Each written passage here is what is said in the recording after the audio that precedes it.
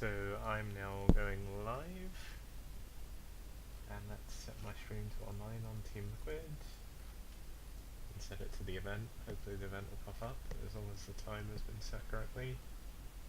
Oh man, the time is incorrect on Team Liquid. Why is that wrong? God damn it.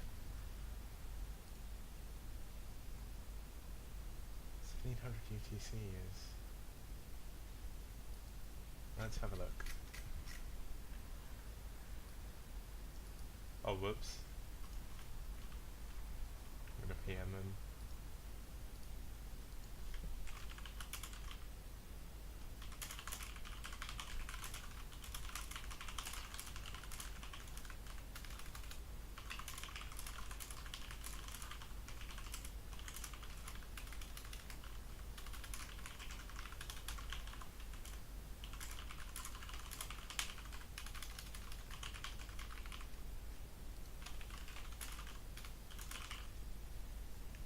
Okay, so we're now almost ready. I am now going to scramble the bracket.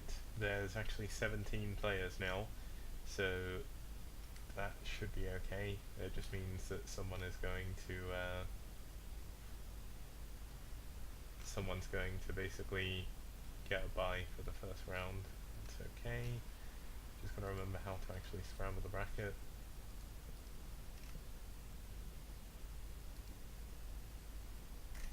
There's still people who haven't actually checked in, so hopefully you'll have a look. Right, bracket is now updated.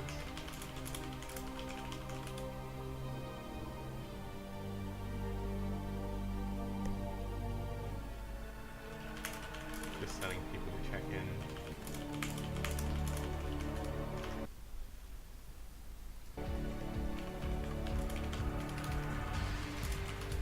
There are currently 8 out of 17 checked in. It looks like someone's actually moved my event up, so thank you, Fontax. That is so good, he is such a great admin. Cool. So we're now live. I'm going to check my dashboard. Seems there's already 4 people watching. Did I not start streaming? My stream's offline. How weird is that? Oh no, I'm live. It's good.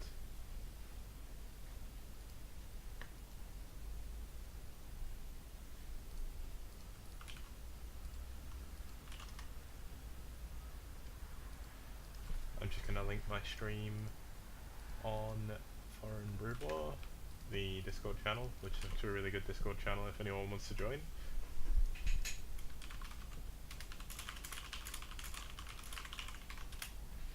And let's have a look at the brackets. The bracket is still under preview.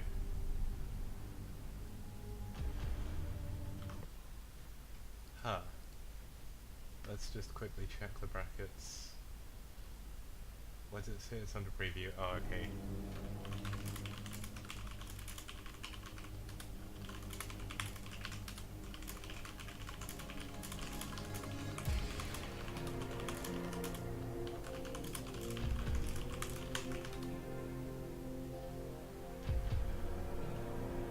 Yeah, so these people aren't watching the stream, so after 15 minutes, if their opponent, or if his opponent doesn't show up,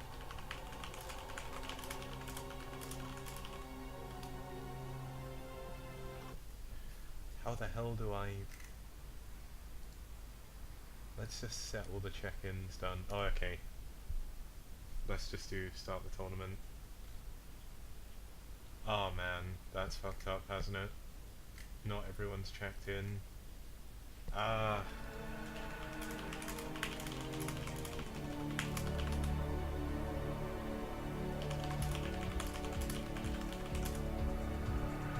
It's taking the check-ins. Okay, shit, how the hell do I fix this? Participants. Reactivate, reactivate, reactivate, reactivate, reactivate, reactivate, reactivate. Bracket. I need to refresh the bracket. How do I refresh the bracket? Oh man, this is really messed up.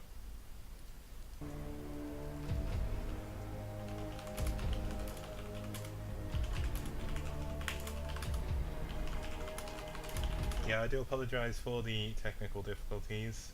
What I need to do is somehow check everyone else in, but it says it's closed.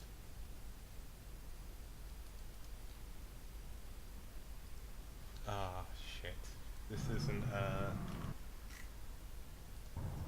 yeah, this isn't a good one. There's a link to the maps on TL in the thread.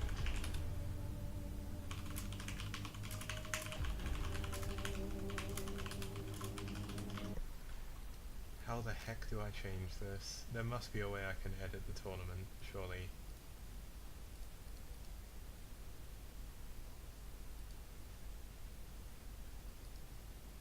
Settings, can I change anything?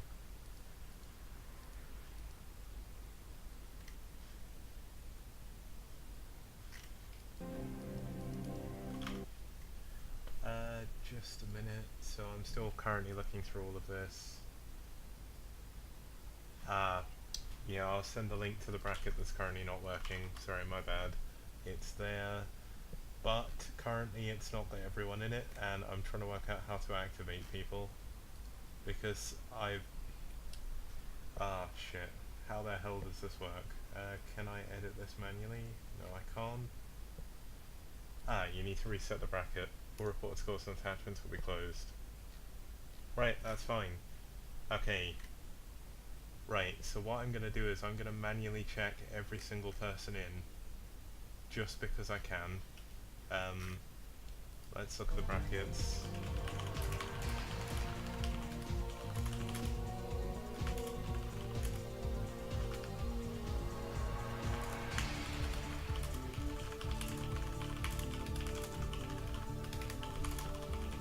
What I just need to do is check everybody in, if it doesn't show them as checked in already. Once your bracket's looking good and the participants are ready, I think this should be okay, shouldn't it? Let's give it a try. Yes, okay, it's ready.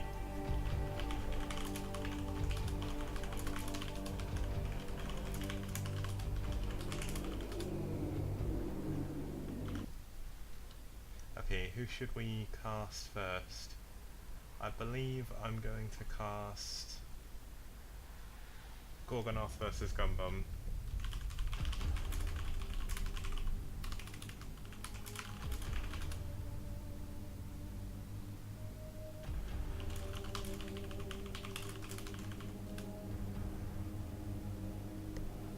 Where is his, what's his opponent? Is he here? I hope he is, because he signed up last, so...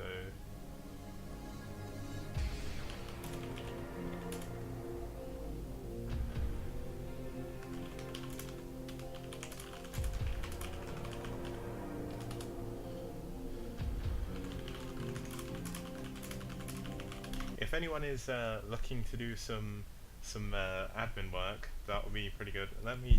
okay, my mic will be a lot better now. I just realised it was above my head. Okay, so this is being streamed on...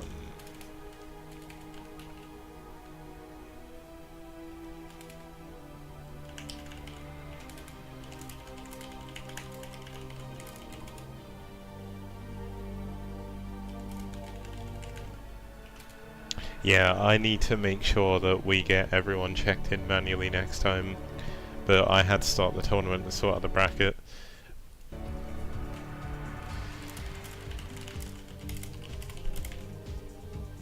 If he doesn't turn up by 18:15,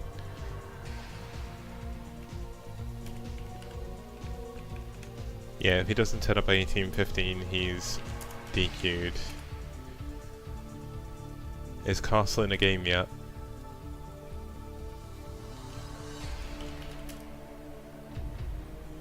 Yeah,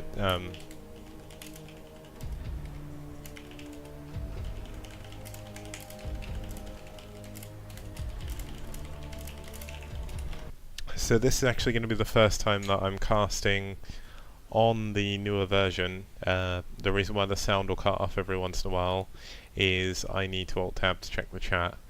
But path is, I mean, he is Pillow. Right, okay, so Pillow, term rate 8. Hopefully he gives me the name. Hopefully Eon Zerg isn't waiting for a while. Who is Eon Zerg actually playing against? Let me check the brackets. So Eon is against some guy called Zanko, who isn't actually online yet, so it doesn't make any sense how there's so many people in here.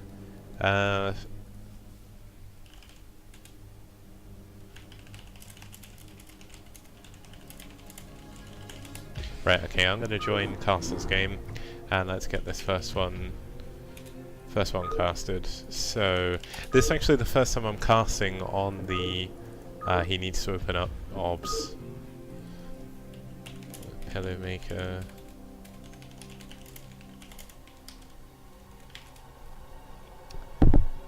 Right, okay, so hopefully, without an admin, everything will be okay. Loads of other people have actually turned up.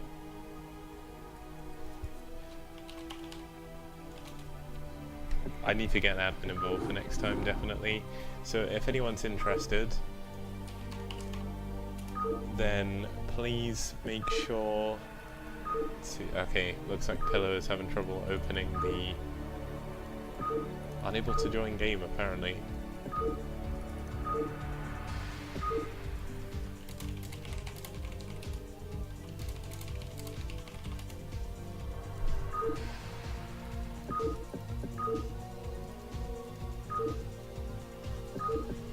Weird. Okay, so I can't get in. Let's try this again.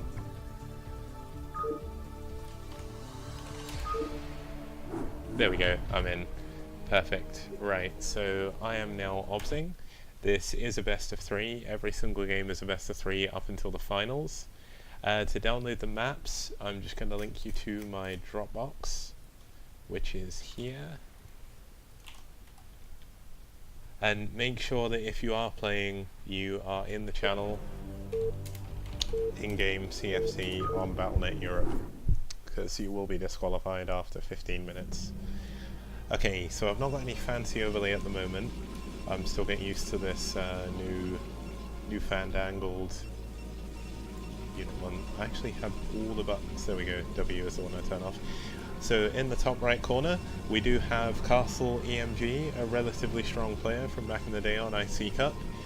And over in the bottom left, we do have another Protoss in Pillow Maker. Both of them spamming pretty hard at the moment.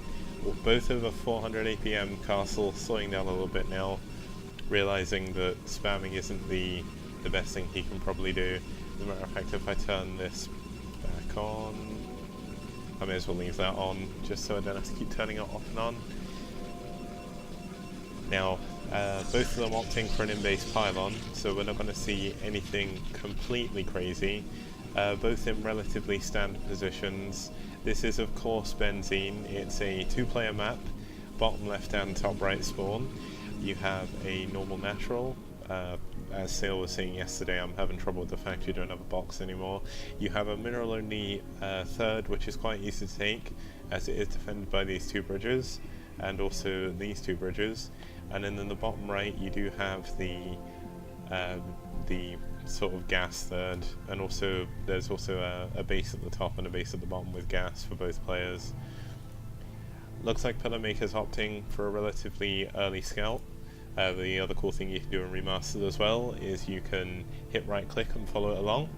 I hope all the sound quality is okay. I'm just going to very quickly check chat. That's going to knock the sound off for just a moment. Looks like everyone's okay, there's no complaints or anything. So Pillow, taking a very interesting scout path, maybe checking for any proxies. Proxy gates are quite popular in PvP, and there are quite a lot of very good places you can actually build. So you can even build proxies here, you could build them up here. There's so many different places. Looks like Castle is actually going for the 2-gate opening and opting for any super fast tech. Meanwhile, Pillow Maker are actually going straight into the cybernetics core, which means we could see some very early zealot pressure out from Castle. And as I say that, the first zealot actually does pop out, and that's going to wander over to the bottom left. He knows exactly where his opponent is. His probe's also in his base now as well. Cybernetics core is about to finish, so he should be able to get that first Dragoon out pretty quickly, but it will be very useful for Pillow to make sure he does have a Zealot as well, because, I mean, he does see the Zealot now. It looks like Castle Zealot's going to do the best he can to try and stop the probe. Does actually give up. The other Zealot should be coming out soon from the gateway, so that should actually ward off this probe for a little bit. The good thing is Pillow's going to see both the Zealots with that probe, and he does now see the two gateways. If he can keep this probe alive long enough, we should see that he has to leave one Zealot chasing it, otherwise he can't really put any tech down or anything like that. So the first probe is still in the base, the Zealot still hasn't managed to make it over, and that's going to give him enough time to get out his first Dragoon. Still some little nice micro going along by Pillowmaker. He does drop it for just a second, but as it is an SCV and it is a probe, it does have the shields, so that allows him to get away. And Castle, rather than opting to go for any supreme pressure, actually decides to get a Nexus right in the way of that probe as well. So probe knows exactly what's going on. He's going to wait for all the Zealots to come across, and then he may move down, but it does look like perhaps maybe worried about some form of tech opening. Did only see one gateway before his probe. Oh no, his probe is still alive, so he can still see everything that's going on. Interesting that he's deciding to fall back when it doesn't look like Pillowmaker really has the defense against a lot of Zealots, but I suppose Castle feels confident. He knows he can take this to the middle stages of the game and the later stages, and be able to actually do something there and take it to the late game. Still opting for the two gateways, added a forge to get the +1 weapons, now adding on the assimilator, so the forge was possibly for a cannon. Yep, so he's getting the cannons to actually help defend his front, although it's a bit of a confusing choice given the fact he sees everything that's going on in Pillowmaker's base, and he's not really opting to go for any aggression. If he poked down with the Zealot, he would have seen that he's actually going for a Nexus himself, so I suppose where he had no gas, it's actually quite a wise investment. He couldn't really spend it on anything. More Zealots would just mean that he'd be sort of further behind in the Dragoon Wars, but it is rather interesting that he's not actually decided to go up to a Cybernetics core just yet. It looks like he's going to plop that down now, and he does. Looks like Pillowmaker's actually going to be a little bit more aggressive, or at least try to be a little bit aggressive with his Dragoons. He walks straight past the probe. These are on move command, not attack move. Can he stop? Can he actually block that? Nope, he's not too bothered. He's just going to go straight for the front. There is quite a lot of defense here, so he may have to pull back. There's no way he's going to be able to really push in there. And there's actually nothing blocking the probe back here. There is that single Dragoon on the ramp, but it's not going to be able to really block anything there. Zealot is patrolling up and down this area here, perhaps trying to go over there, but wouldn't be able to get in that way. The probe actually gets in the base as well, so Pillowmaker not doing the best job of hiding what he's doing. Castle will see the robotics facility and the robotic support bay. Very interesting choice to put that up right in front of his probe. Isn't worried. He knows, well, he knows that Castle knows what tech choice he's going to go for. Castle, rather than opting to go for the robotics already, is just going up to a third gateway, is getting this Dragoon range, and slowly but surely his Dragoon numbers are going to start outweighing that of Pillowmaker. Pillowmaker's still on 2 gates, his base isn't laid out very optimally, so he needs to try and do something to stop these scouts getting into his base. The probe has been taken out finally, but this Zealot is going to move in. He may even be able to get a worker here. The Dragoons actually do very small amounts of damage. I believe they actually do... No, it's Mutalists. No, it is Dragoons that do explosive damage, which do... that's why they don't do too much to Mutalists, if I remember correctly. So the Zealot actually does manage to take down a worker, and every worker counts in a mirror matchup. Castle actually up by 7 supply at the moment. Does find himself in a good position. He got his earlier base, he's got the gas up. Pillowmaker a little bit less. I mean, when you look at the probe count, looks like he's been a little bit lax on actually building his probes. The good thing is there are quite a lot of newer players that have signed up to this tournament as well, so it's nice to see them get involved in Brood War. Castle is an old name, I've known him for a good number of years. I used to practice with them a lot. And one of the maps in this tournament was one of the only maps I ever actually managed to beat him in as well. That was Pathfinder, and that was in a TVP. So Pillarmaker sending his Reaver across the map. It looks like, yeah, so Castle's doing something really sensible here. He's adding spotting pylons along the edge of the map. He's going to see when this comes in. He has a lot of Dragoons already. This shuttle has to be very careful, because if it's very easy to get trapped on this map.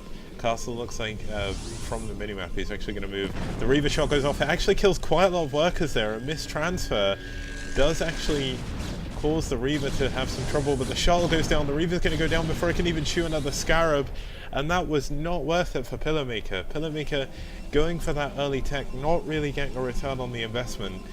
Now behind in the Dragoon count.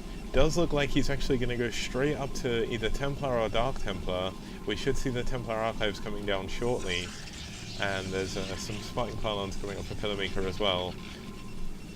Possibly even just going for the Citadel of Adun, I guess, for the Zealot legs, but Zealots at this stage of the game are not very useful, and given the fact he's just killed the tech, this puts Castle in a huge army lead, and it looks like he's actually going to go to move across the map, most likely try and take his third base while doing so, actually put a spotting pylon down here as well, so really nicely played by Castle.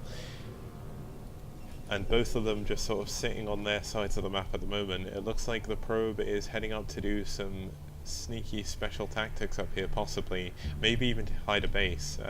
Legionnaire actually hit a base in the StarCraft Remastered launch stream, which was quite entertaining to see. It didn't pay off in the end, but that was a really, really fun game. Like, if anyone hasn't actually watched that, Blizzard have finally uploaded the VODs on their channel on the StarCraft one. It was hosted by Day9, Tasteless and Artosis, and it really, really was funny.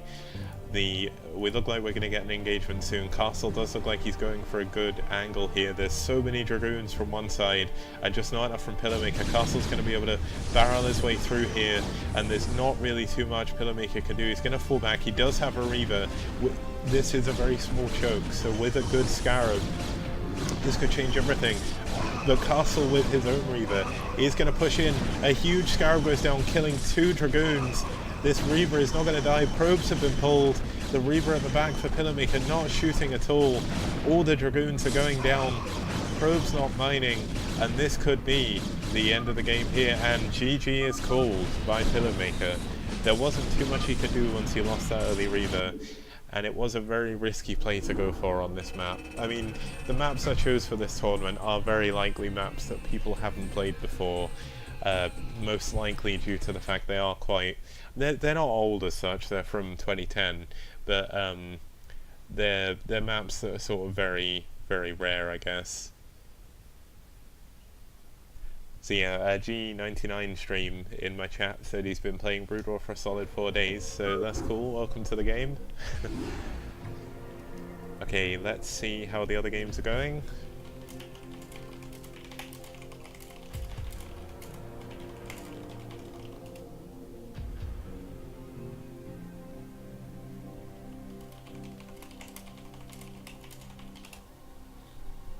I just want to make sure that no one's having issues.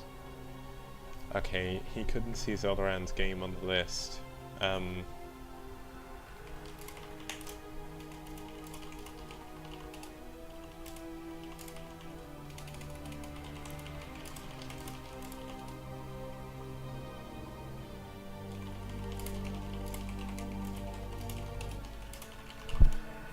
Right, so let's just check the bracket as well to see what the update is. I wonder if people have been disqualified so far. I know Zank no. I think everyone should be able to report the scores of their own games. I'm hoping they can. If not, I'm going to need to... Right, okay, so Circuit Breakers, right.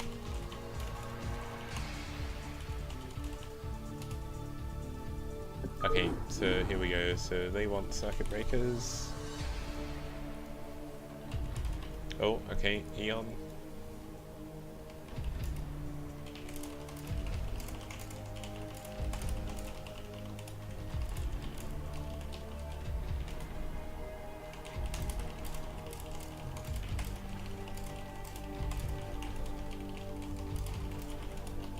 Yeah, this is the first time I've hosted a tournament with this.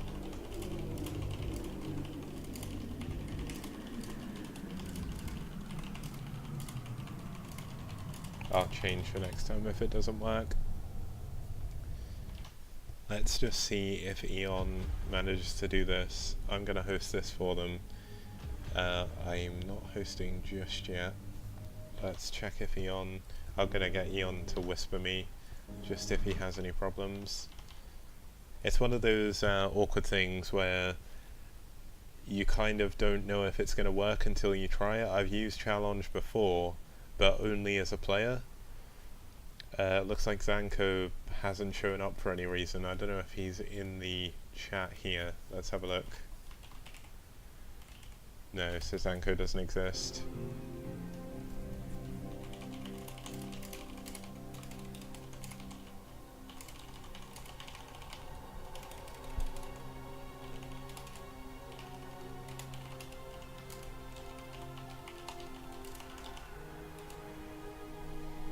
Right. Okay, so I'm hosting for these two. Zoldaran is a Terran. He was in... I'm not actually playing, I need to remember that.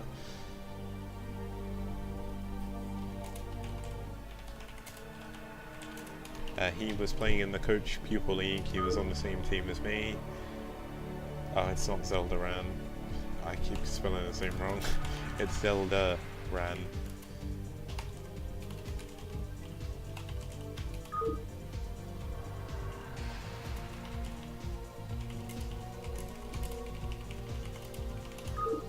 Okay, so hopefully they'll be able to see the games. Yeah, so we'll wait until they both join and then we can get going. I'm just going to check the bracket to see if Eon... Yeah, so Eon managed to do his own game, that's fine. It looks like no one else has finished yet, so they're probably still going as well. Hopefully you're all enjoying it so far. I know I've picked a bit of an awkward time to host this. There's another set of games going on as well. There's actually the SK tournament, which is a relatively large tournament there, so there's not too much we can do. I'm going to speak to the leader of those guys, the SK clan, 619 I think his name is, and we're going to sort of come up with an idea. Okay, my chats aren't coming up on his screen. There must be problems. I'm being hosted by Vex Gaming as well, so looks like the Vex stuff has come through. I just need to add Vex and stuff to my stream everything, because there's a lot to go through, but this seems to be having trouble. Oh, that's really weird. My chat isn't coming up for people. How interesting. Let's go back in here.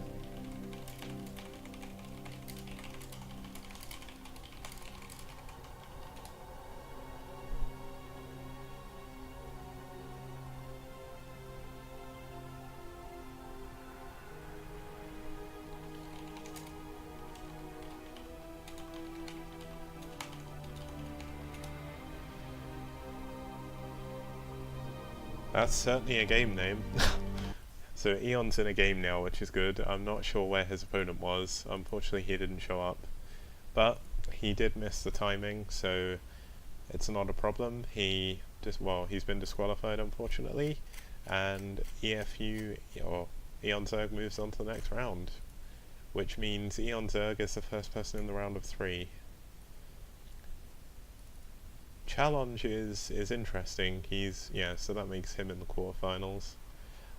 There's 17 people overall. I'm hoping these people are actually playing their games, because there seems to be a lot of people sort of sat in chat. So let's just see if anyone's having any problems.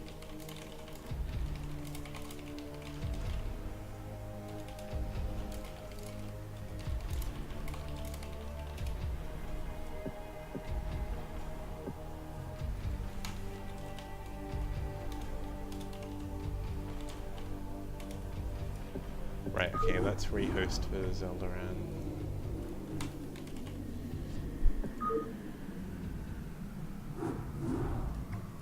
Okay, so Scally can see my, or Scale, I guess would be his name, can see my game. Let's see what happens. Right, okay, so apparently a load of people can't see my messages, which is really weird. But gee, are you having any issues? Or are you okay? I nearly started typing to you in chat when I'm the one talking to the stream. How weird is that? Okay, now we need to wait for this Scale guy to come in.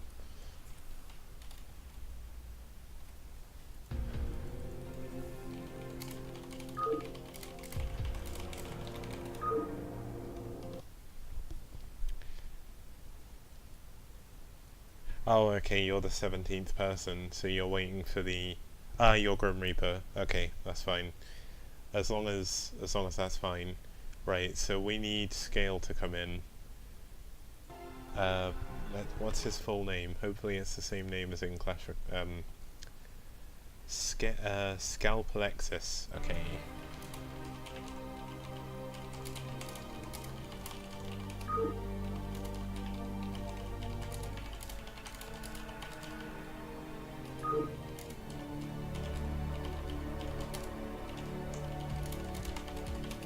Yeah, I mean, I love Remastered so far, but there's a lot of problems. I mean, it's not a big deal. They'll get it all fixed, and when they do, it's going to be great. And hooray, they've found the game! Right, what matchup are we going to see? Right, okay, that's cool. So, Zelda thinks it's a gateway issue. I know that matchmaking is having trouble at the moment. I've seen a lot of people complaining about that. So they're probably trying to fix things. Okay, so are you random?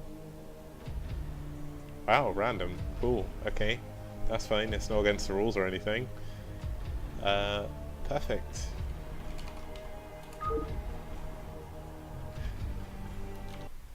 Okay, Zeldaran, hopefully you've turned off my stream now, because I don't want you stream watching. Okay. Boop.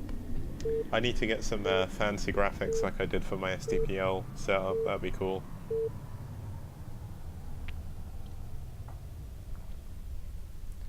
If anyone hasn't seen the SDPL, it was a tournament I run on, well, it was a league that I ran on good old Team Liquid. I also ran the Bacchus Off Game Net Star League, and what they were fantasy tournaments, and basically people took the alias of a player and they went to town basically, so that was cool.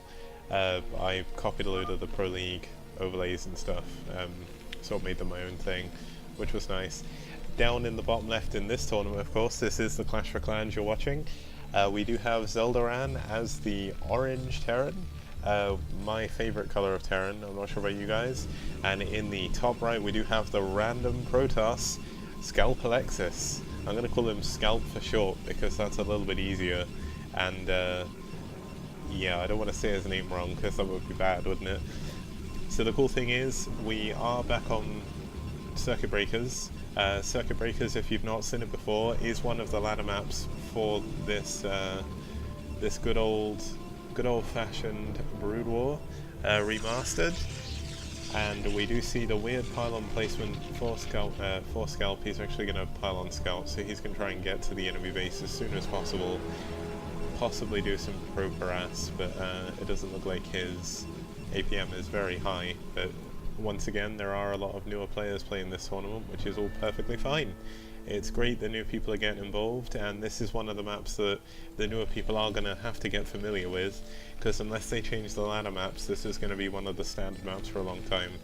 I mean, this map originally came out in, I believe it was 2010, might be 2011. It was a Pro League map, and it quickly became one of the more popular standard basic maps.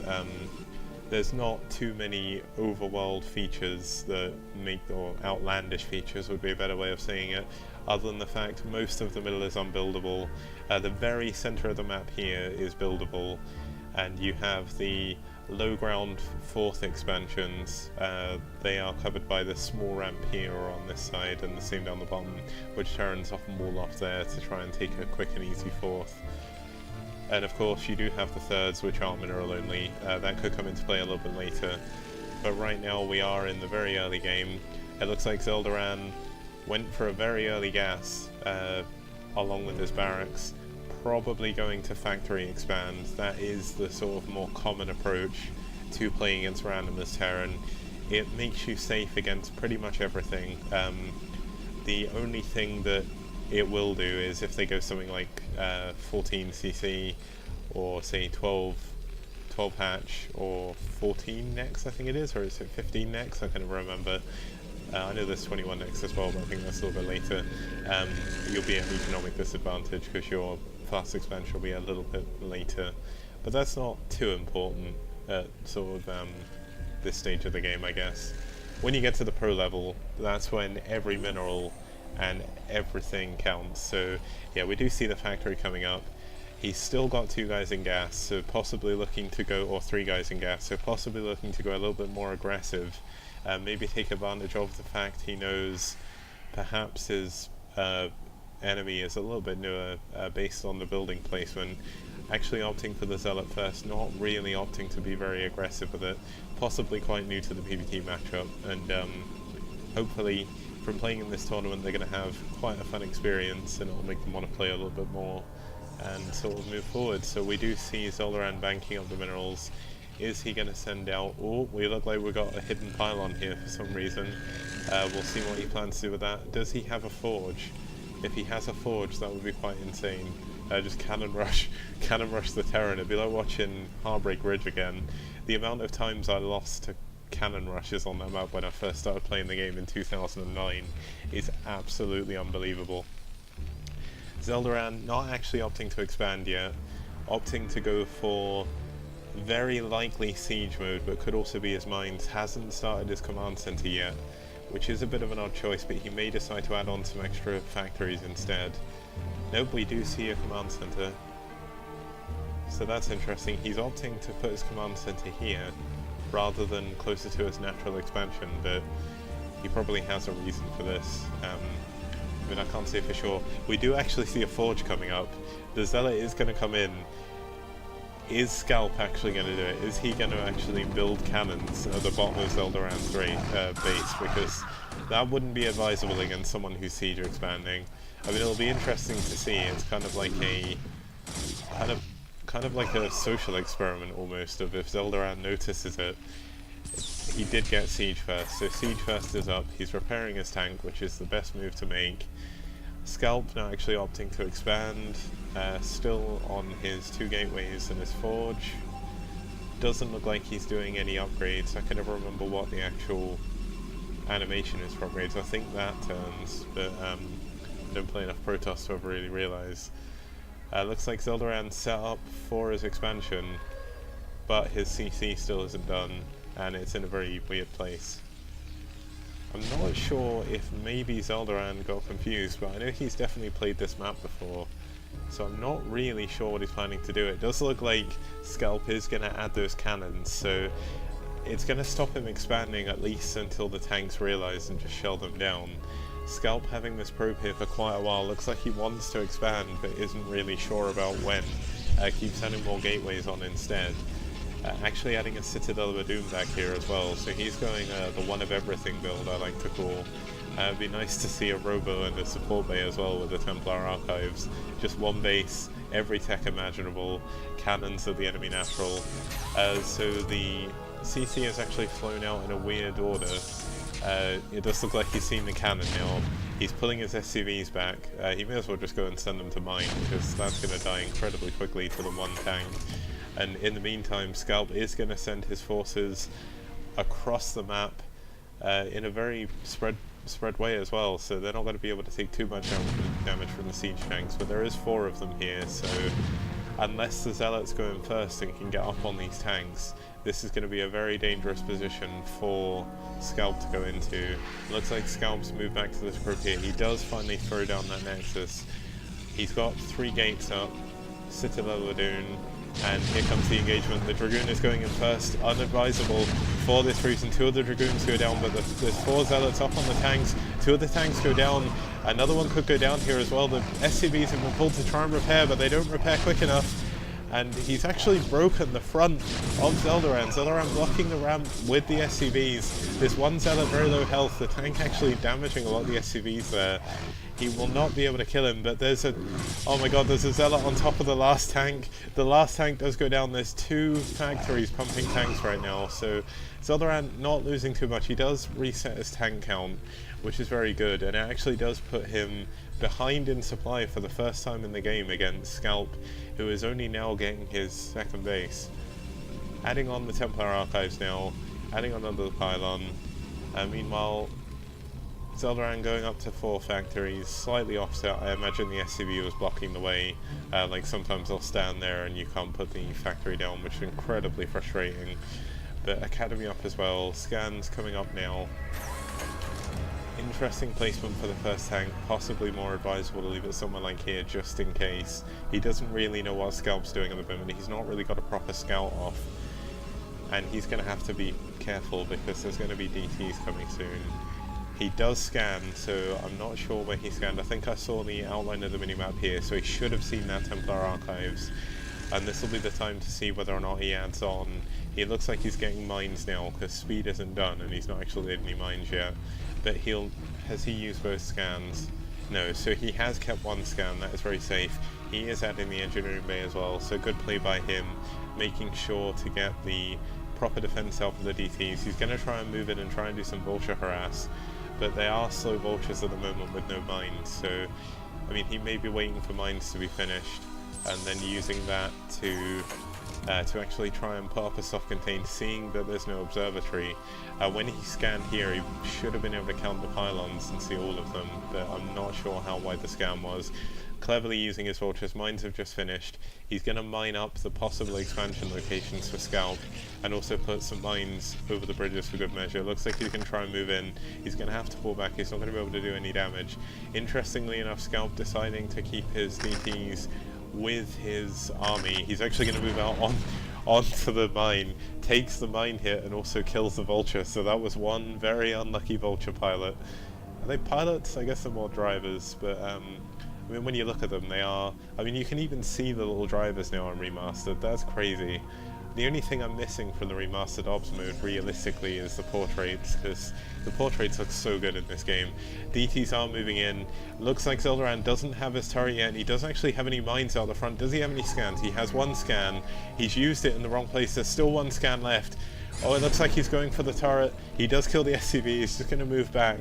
Not willing to overstay his welcome. Maybe trying to bait out a scan. He just hits, runs away again. He's very indecisive. If he'd stayed hitting, you might be able to actually kill it. Luckily enough for Zeldaran, he does have this scan.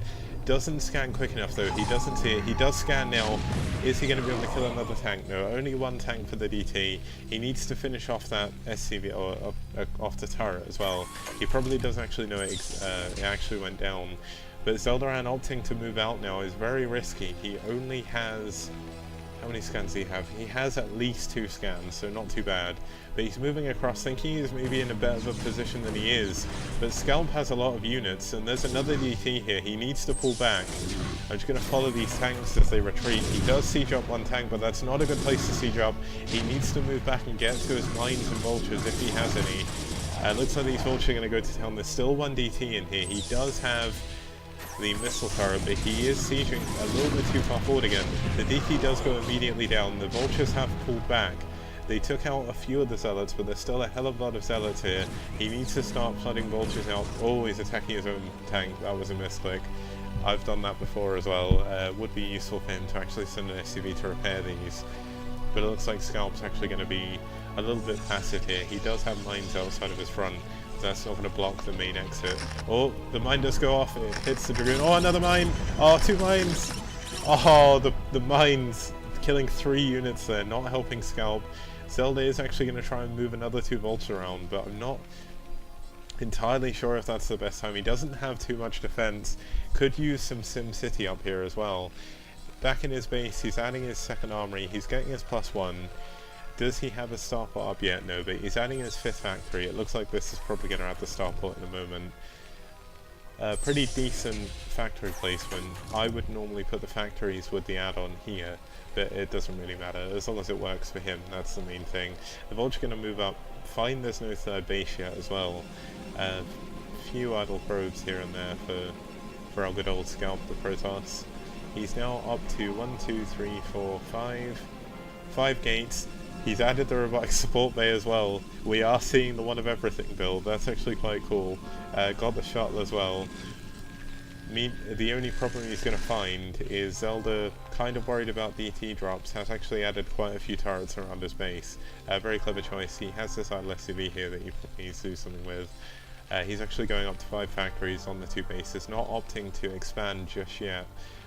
With the position he's in... Oh, it looks like, sorry, I missed some vultures running in. One has 1 kill, one has 0, so he's not done too much damage. Oh, the turret, the cannon finishes just as the DT hits the vulture, so not too many probes lost there, but another 2 vulture in here, 3 kills on this one. I need to make sure I look at the map a little bit more. One thing that you really need to dwell in this ops mode is there's no shift tab, so you can't have a look, but this vulture's killing a lot of probes. That's 8 kills. The DT proving he is the lone hero, savior of the probes. A semi-small engagement here as the Zealots and the Dragoons move up to the tanks. The tanks in the bottom are in a good position, but there's no vultures here to defend the front tanks. And it looks like the tanks with some good target fire should be able to clean this up. When we actually take a look at Zeldaran's vision, as a matter of fact this is Scalp's vision now, you'll see that Zeldaran's actually going to try and chase down these Dragoons, and he should be able to kill them. I'm not sure why he's not really attacking. I think he's trying to get mines, but possibly not. So if we have a look at Zeldaran's vision, he's got very good vision on the majority of the places where he would expand. Would like to see him maybe mine up the other bases as well, just in case. It could be that Scalp has hidden another base as well. That's something a lot of people do. The supplies are still relatively even. Both of them have been trading quite a lot of units. It looks like Zeldaran actually now going up to 6 factories. Where is he going to rally his units to? Is he going to move up?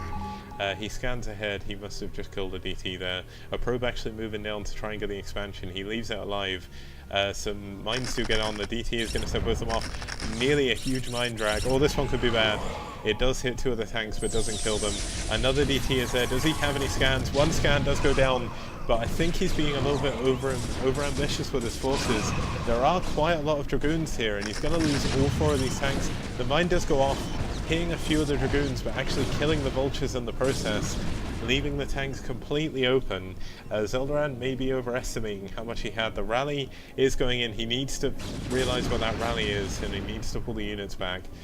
He really does just need to take a 3rd base, maybe sit a little bit further back. Sitting out in the middle of the map here doesn't actually serve much of a purpose. He needs the bridges, bridges of support. At the moment he has nothing to do with his CT. I guess he's just trying to kill the already low health Dragoons, but he's not going to be able to get them. He's just throwing tanks away at this point. And Scalp in a very good position here to actually move in and deny this 3rd base that's just starting to go up. There's not enough units back here to defend. He's actually going to lose his barracks now, which, while isn't too important, he will need to rebuild it, and that is another 150 minerals. So it looks like we do have 2 Reavers out finally. He's not really doing anything with them at the moment. His APM is a lot higher now, now it's actually got into the game. Still on the 5 gateways, not opting to add any more. One of the issues with the building placement here is it actually becomes very difficult to actually add any more gateways. I mean, you can add a few, but I'm not even sure they'd be powered. He'd need to add another pylon. So one thing to look out for if you're watching this back Scalp is to make sure you watch out with your building placement. It's the same with Zelda. Zelda could have flushed those against the wall, moved that one over and that one over, and then he'd have a lot more room. He can create a box of 6 factories here and have his 3 add-on factories there. That's 9 factories, and that's a pretty good count to have on 3 base. Looks like he's going to try and move in again with his vultures. I'm not really sure why he keeps moving up here like this, given the fact he knows he doesn't have a base there. But as I said before, this lone probe, he saw it, and I'm not sure he realized where it was going, because he's adding on a 3rd base down here. The vultures try and move in and take out one of the zealots. One of the zealots actually kills a vulture there with the last hit as it tried to run away. Very unfortunate for him. It looks like the Reavers are going to try and go in. Let's follow the shuttle as it makes its way into the Terran base. Is he going to be able to do any damage? Has Zoldaran noticed as well? The 2 turrets are down. The Reaver, both Reavers are lost. They're actually going over the supply depots there. Couldn't drop them. I never actually thought of that happening. I've never seen that happen before as well. That's actually really cool. Zoldaran's still being rather active with his vultures at the top, not really being able to do too much. He's trying to lay mines. He's going to move back, but faulty pathing nearly makes him lose all his vultures there, which is kind of unfortunate. It looks like Scalp is going to try and move across the map, knowing he lost the Reavers. Scalp actually adding a lot of cannons to all those bases. These could actually be all gateways. If you think, I believe it's 2 cannons? No, it's 1 cannon is 1 gateway, and he still is only on 6, so he's going to move across with his units. His supply could be a lot higher if he just had the extra gateways instead of cannons, but a dropship does go in. There's a cannon here, but there's nothing actually mining. Vultures come in from both sides. Vultures can take out cannons quite quickly with enough, but 3 aren't going to be good enough. This, does this have a tank in it? If this has a tank in it, he can maybe do some damage, but no. We're seeing more cannons being added by Scalp here. Scalp sitting in the middle of the map. Zoldaran still on his 6 factories, got his stopper up and his science facility. The units of the Princess are going to try and move in. 2 DTs moving on their own. There's no actual turret here, no mines, so while the Protoss units are getting funneled on these bridges, those DTs don't actually get a couple of tanks beforehand. Even with 16 by 9, you just can't even catch all the action on the screen. All the Dragoons are going down. Zoldaran with a very good position across the bridge, which is one of the ones he could have taken earlier. This is actually a very good tank position, because of his mines he can actually see up here as well. Looks like Scalp is going to retreat, try and build up some more forces. These vultures are here, or this 1 vulture is here still, blocking the mining of the probes. The Nexus actually creating probes there. The probes are going to have to rally away from the minerals, which he has cleverly done. Scalp actually sending quite a lot of units there to deal with 1 vulture, which is, I mean, it's a vulture and a mine. These manlots are actually doing some mines, but as usual, the Zealot runs up to the good old vulture, and the vulture dies from its own mine. I don't know if that counts as suicide or not, but Zoldaran, using this opportunity, knowing he killed most of Scalp's army, is actually going to move across. Possibly would be better to opt to go over the high ground, but he knows there's no units here. If he bought some SCVs up here for turrets, that would be very clever. He does have mines, but that's about it. The other army from Scalp is going to move in from the bottom and maybe do a little bit of a sandwich. Zelda has to actually push through these cannons to get anywhere.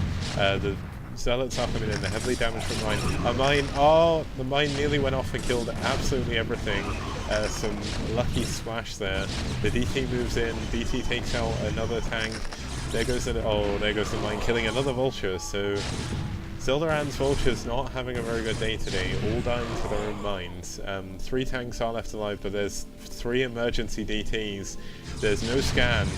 These 3 DTs are going to clear up these tanks, and another row of units coming in. Where is his science vessels? There is 1 building at the moment, still on the 6 factories, not opting to get a 4th base yet, which is interesting. His money is very high. It just goes to show the more money you have, you just need to keep spending it. So just keep building factories and whatnot. Another random Reaver comes out, is going to die to the tank, nearly survives with 1 health, but this Zealot getting value, going to kill this tank if he's not careful. Zoldaran 1 hit, 18 health, that was a few hits away from death there. This base is now mining, there's not too many probes here. Zoldaran has got a huge bank, he's going to take this 4th base up here, knowing he is being aggressive. Finally a science vessel has come out, another Reaver moves down, doesn't get to fire and does die. So Scalp, unfortunately, in not the best of positions, does find himself having himself contained in his main by the 2 tanks at the moment, and the load vultures are moving down to the south, but it would be more advisable to maybe drop some tanks there, because they'll be able to hit the minerals. That'd be good. Another DT coming in, but there is finally a science vessel up here, so this DT isn't going to be able to do too much. Scalp in a very, very bad position right now. It looks like a drop was sent into the main by where the screen is so big right now, it's very easy to miss things. Looks like the vultures moved in as well. Those cannons to actually clear everything up. But the good targeting by Zoldaran did actually clear out all of the probes. Zoldaran's still very low on supply, given the fact he has, like, I mean, 6 factories. It's not easy to remax from. He does need to add at least another 3, probably more with all his money. But I get the feeling he's sort of misspending his money. Looks like he wanted to add some turrets up here as well. There's still more cannons going down here, and it looks like some vultures and tanks are going to sort of set position up still here. If he could just scan, he'd be able to see how little the scalp actually has, and you would hope that he'd be able to just push in. I mean, it looks like Scalp's actually going to pull his probes, because there's not really too many places he can mine from. Zoldaran being very careful, moving his tanks forward, not wanting to lose one to that cannon. The probes are coming out. There's like 5 DTs here, 2 Zealots and 1 Dragoon. Is he going to be able to clear out these units? I don't think so. The Science Vessel, oh man, the DTs are on their own are actually quite strong. Some Goliaths come in. He's actually going to clear up this force outside his main, but there is 2 more tanks. I would preferably not actually siege those. 1 more DT goes down. The DT is going to go ham on the tank. It only takes 3 hits for the DT to kill a 1-1 tank. So Scalp is once again somehow managing to clean up these incredibly tiny forces from Zoldaran. Zoldaran actually leaving his dropship up here as well. Scalp actually opting to carry on building probes again. Maybe now he's cleared up the things, he should transfer some probes, but most of them did just die. So he's going to send out another shuttle. Actually not opted to get shuttle speed yet, so that's something to look out for next game. If you're going to go for shuttles, you really need speed. I mean, this base is relatively undefended, so he can actually do quite a lot of damage. Looks like Zoldaran's finally decided to send some tanks down here as well. So this base is going to go down. There's absolutely nothing that poor Scalp can do about it. There's finally a lot of Goliaths here. I think Zoldaran maybe thought that... oh, he was going carriers. Wow. That's actually insane. I think we've seen every single possible tech choice in this game. Now, the only thing that could make this better is if he suddenly made a Dark Archon. We've not seen a High Templar either. This carrier micro has a lot to be desired, but he is going to pull that back. The two Dark Templars are going to move in again. The Science Vessel has somewhat disappeared, but a scan does go down, killing them both. And I believe this is finally the beginning of the end, but a DT comes in. Hero, again, actually idling, could save this base. But I think it really is the end for Scalp. He's staying in as long as he can, but there's really nothing he can do. Even Stalk couldn't win with carrier micro from this position, I don't think. And that's saying a lot. Like, Scalp doesn't have the bank to carry on with the interceptor production. He has actually opted for 4 Stargates. He never had the money to really utilize them. Another hero DT going in, leaving that tank on 2 health. Man, that is one lucky tank. And the interceptor's coming out again. Very few left. Just 3 Goliaths is enough to pull this back, push this back. A huge line of reinforcements coming in from Zoldaran, just marching straight across the map. It looks like the shuttle's actually sat here idle for a long time, not actually having the APM to use the Reaver. Quite unfortunate there.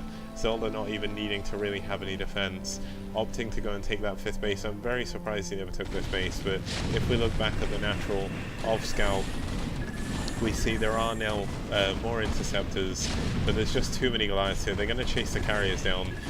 The carriers are both on quite low health. This one could go down really quickly. Only 2 more Goliath missiles are going to kill that, so he needs to pull it back.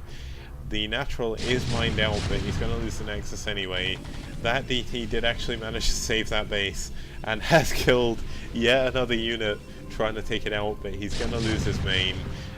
The carriers are still trying to run away.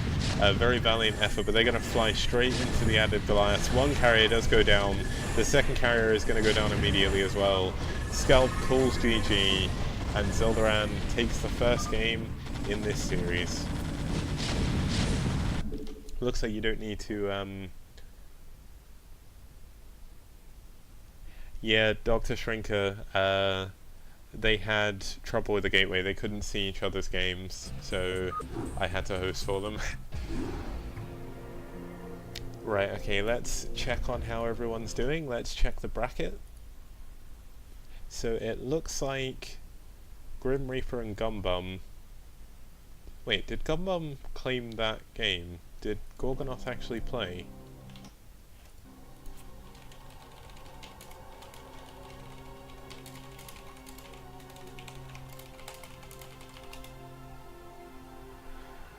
Let's see if anyone else is having any issues. Just quickly. I could do with some help if you want to offer. I can join one of the channels on the Foreign Brew War channel, because I know I saw you in there before.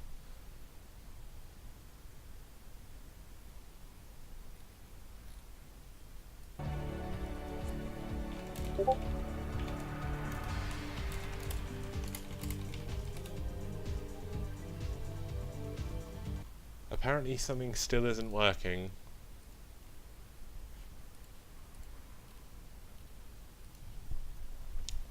Let me set myself to voice activity. Stream set up an echo. There we go. Hello. Hello. Welcome, Nevosi, to the cast. I think I'm saying your name right? Yes. Yeah, cool. Okay, so Nevosi is someone else from the Foreign Brood War channel.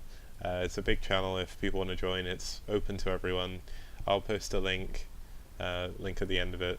It looks like we've had quite a few games. We're still waiting on Grim Reaper and Gumbum, so hopefully they can play soon.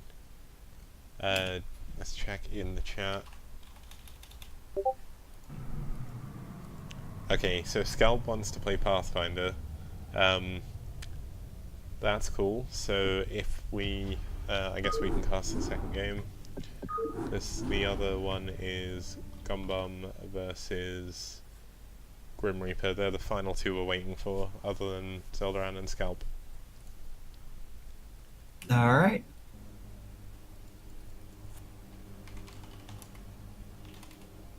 Yeah, you seem just kind of getting really tired talking a lot, so I figured I'd Yeah. offer to help. Yeah, I am very, very glad. It's so hard solo casting. And there's just so much that can go on. You can't see everything on the map. Yeah. Well, I'm assuming he is. I'm Middle America, so. I'm from England, yeah. Or, as I like to say now, I'm from Europe, because I don't really like my country very much. I can relate. Yeah, like, it's been like a sort of Olympics of who can mess up the most, I think, the past 2 years in America and England. Yeah. The hold my beer meme is very appropriate for both our governments. Yep.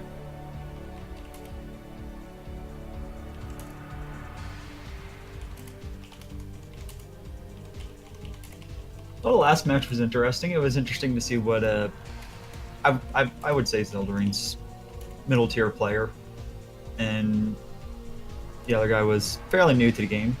Yeah, Scalp's It was interesting to. It cool. seemed like an interesting matchup. Seemed to go quite well. I thought Scalps had it there for a little bit. Yeah, the Zeldaran nearly dropped the ball. He was trying to be a little bit too aggressive, I think. I've done that plenty of times through playing. You get a little bit overconfident, move out with too few units, and just get run over by zealots most of the time. Yep. I'm guessing other people are still... What I need to make sure of is we cast the finals. So I see that other people are probably playing, so let's check. Okay, that doesn't work apparently.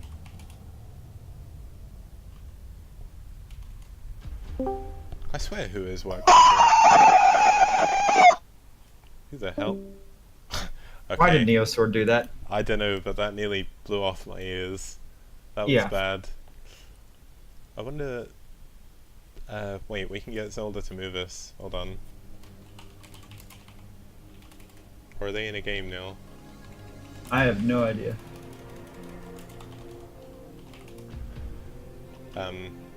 I can't I do don't have any. blues anymore, so I'm not sure where they are. I guess they are.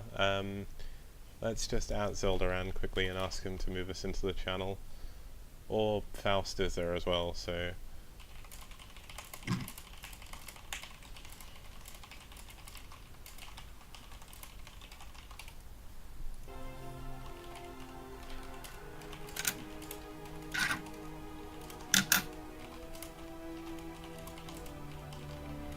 Yeah, basically, if anyone are on or confused about how the... Ah, cool. Zelda moved That's- us just in time. Holy shit, he was about to scream again, wasn't he? I don't know. I wonder if S&M's going to join us. That'd be kind of fun. Yeah, that would Have be have a interesting. truly experienced caster. Okay, so let me just explain how this works to them.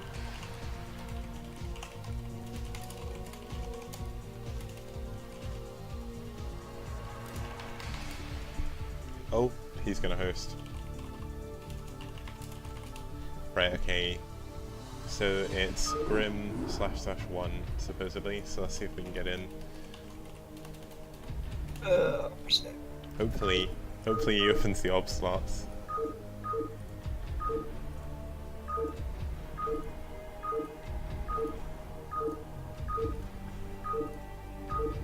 I want to cast one of Eon Zerg's games at least, but I have a feeling he's going to make it to the finals. He's definitely the best player we've got in the tournament, so it was kind of cool when he signed up. He signed up to my league I did ages ago as well, which is cool. nice. Just in case anyone is interested and playing and watching my stream still, but not actually in a game, you are able to stream your own games. That's fine. I don't mind. I understand why Sham 2 does it. It's intended to use for the expansion set. Okay, I guess I will host. So, if you can just let them know it's AA11. And what I'll do is I'll find Pathfinder in my maps folder. What are we going to call it? AA, so 2 A's and then 1 1.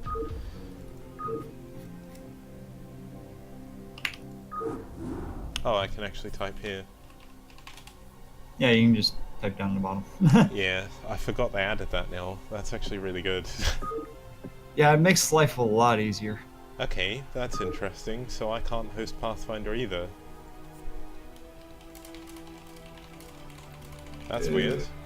It's saying it can't be, it's intended for use with the StarCraft expansion set, which I'm running, which is weird.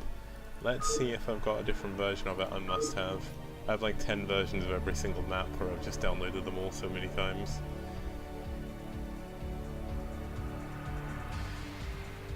I wonder if anyone's been able to host it.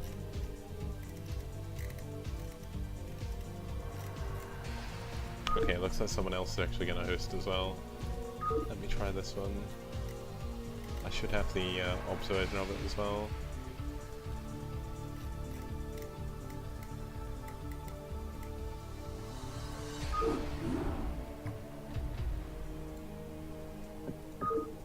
I've done it. Okay, A11. I had to host the obs version, but the obs version puts us in the observer slots, so that's fine. Yeah, if you could let them know.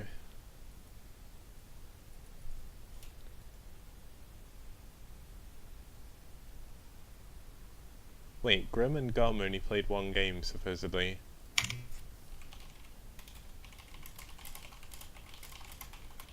You want to open up the observer slots? Oh, Yeah, it's there. yeah, we're on the observers. I'm just used to it being in the bottom, so I was just like, oh, okay. Castle joined our game by accident, I think. Okay. I wonder if this gives you the in-game obs menu. I'm gonna switch to the observer slot and see how that works. You can stay up there. You can be my test subject, my guinea pig. Okay. Okay, I'm used to that. Be a guinea pig. I mean, I am a Zerg, so I am nothing but a test subject anyways. Yeah, there was there's a really cool line from the beginning of the Brood War cinematic where it's like dissecting a Zerg on a table isn't the same as seeing it in person. That's what is it? That's what Dougal says to Stukov. I watched that today. It's so good. Yep. Okay, so let's get this game underway. This is the second game in their series. Oh, that's why he said alright, I'm off, because obviously we're hosting his game. Looks like Eon Zerg still playing RxDG at the moment. Okay. Should be an interesting ZVT. So what menu do you get? Do you get the... I had to go to shared vision and stuff. Oh, okay, interesting. Do you get the like normal UI as if you were playing? Yeah, I get the normal UI as if I'm playing. Ah, that's really cool. So that's how you could set it up with the portraits and stuff. So have they given you vision? Yeah, I have vision. Okay, cool. I have vision of both of them. Oh, okay, that's fine. I just don't have complete map like you. Okay. But in our bottom right, we got the orange Zerg Gumburn. Is that right? Gumbum, I think. Gumbum? Yeah, we'll go with that. 8. And then in the 12 o'clock position, we do have the Teal Terran, Grim Reaper. Seems pretty standard so far. Not much is happening. Nope, they set the high latency. Yeah, I didn't really see any lagging though, but... Yeah, maybe one of them feels a little bit lag. It's unsurprising. Gumbum is doing a crazy job spamming. He's on like 450 APM.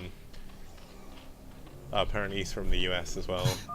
I think Grim Reaper might be from the UK as well, because he said it was on BT. I'm on BT, that's my ISP. I think he was saying he was on BST earlier, which is British Summertime.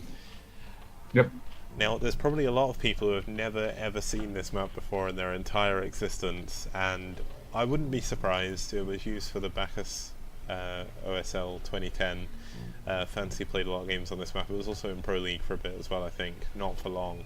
But there's like 3 sort of island bases, which are the mains, and they're in the 12 o'clock, 5 o'clock and 7 o'clock positions, and there's this weird sort of alleyway that goes in between them. So it's a really cool map. I love this map. Have you played it before? It's been a long time.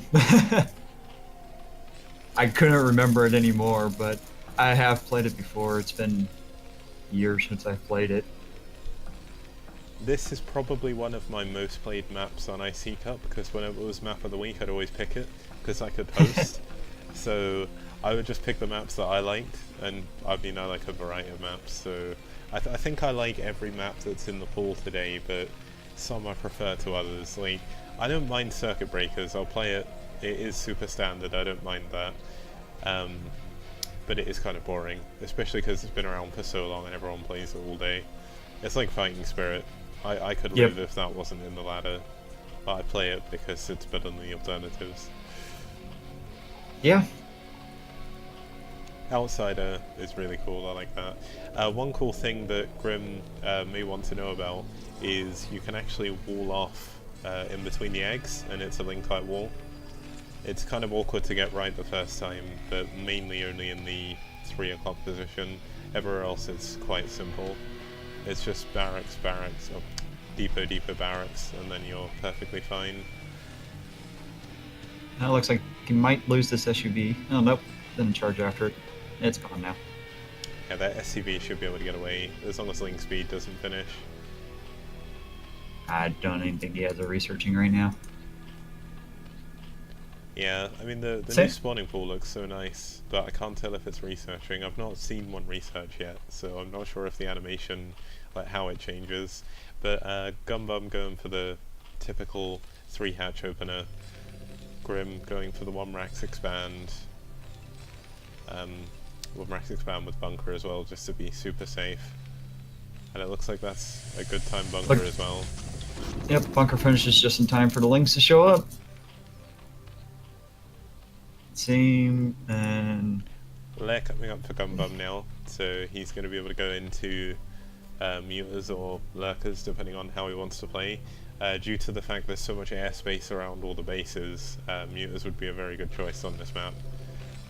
Fantasy quite famously he got completely destroyed a few games in a row by muteless micro pretty much, and it actually caused him to this was one of the maps where he first started properly playing bio, because mech on this map is so difficult purely because of 2 see why. meter. Yeah, all of the airspace and all the cliffs around the bases make muteless micro on this map so hard to deal with mech. Valkonic's quite good on this map though, because Valkyries obviously can just fly over the terrain, not a problem. Well, looks like Grim killed Zerglings that were out in front of his base now. There is one left, so Gumbomb doesn't need to overreact with sunken colonies, because he does know exactly how many Marines there were and where they are, so he shouldn't need to worry. He's going to morph this extra sunken just to be sure, but I feel like that sunken animation is a bit offset. I don't know if that's just me, but it doesn't look like it should be in that position. Like, I guess it kind of. Yeah, it looked a little further up than it was supposed to be. Yeah, maybe that's one of they had that problem with hallucinations as well when they died. Apparently the animation appeared further up than they needed to be. It is still really cool that Blizzard have made this. I can't complain about this at all. No. There's been problems, but it's been worth it, I think. I mean, just the amount of viewers that Brood War's getting again on Team Liquid and everything is just so much better. I'm so happy. And all these new players as well, I really hope they enjoy the game as much as I have, because if they do, they're in for a long time of enjoyment. Looks like Grim's working on his +1 now. And Gumbum is going to take his 3rd hatchery at this other main, and that's a very good choice on this map, because to go and attack that main, Grim has to go so far out of his way to do it, it leaves him open to backstabs. He would have to go the whole way down the front middle of this map here and then into the main, whereas to attack the natural he needs to go straight across. So I mean, while he's going down there, anything can happen. It doesn't look like he's actually got any medics yet. He's actually going up to 5 racks, does have his academy, +1's coming up, but still no medics, which is an interesting choice. It's kind of like he's playing the original StarCraft when Terran just didn't stand a chance to get anyone. And yeah, here come the mutelists. They're going to do as much damage as they can, and there's only one turret there. That one turret needs to do a lot of work, but it's not going to be able to. The Marines have come back, but it doesn't look like they have stim yet. He's not used it, and also he doesn't have range either, and there's no medics, so these mutas are going to pick him apart if he's not careful. I can't quite tell how many he has, because I can't select them all. There's about 7 of them, based on the shadows. Because as Day9 pointed out in the remastered cast, you can also see an original Brood War, like I can show off by pressing F5 here. The shadow gets darker the amount of mutelists there are, so that's an interesting little tidbit.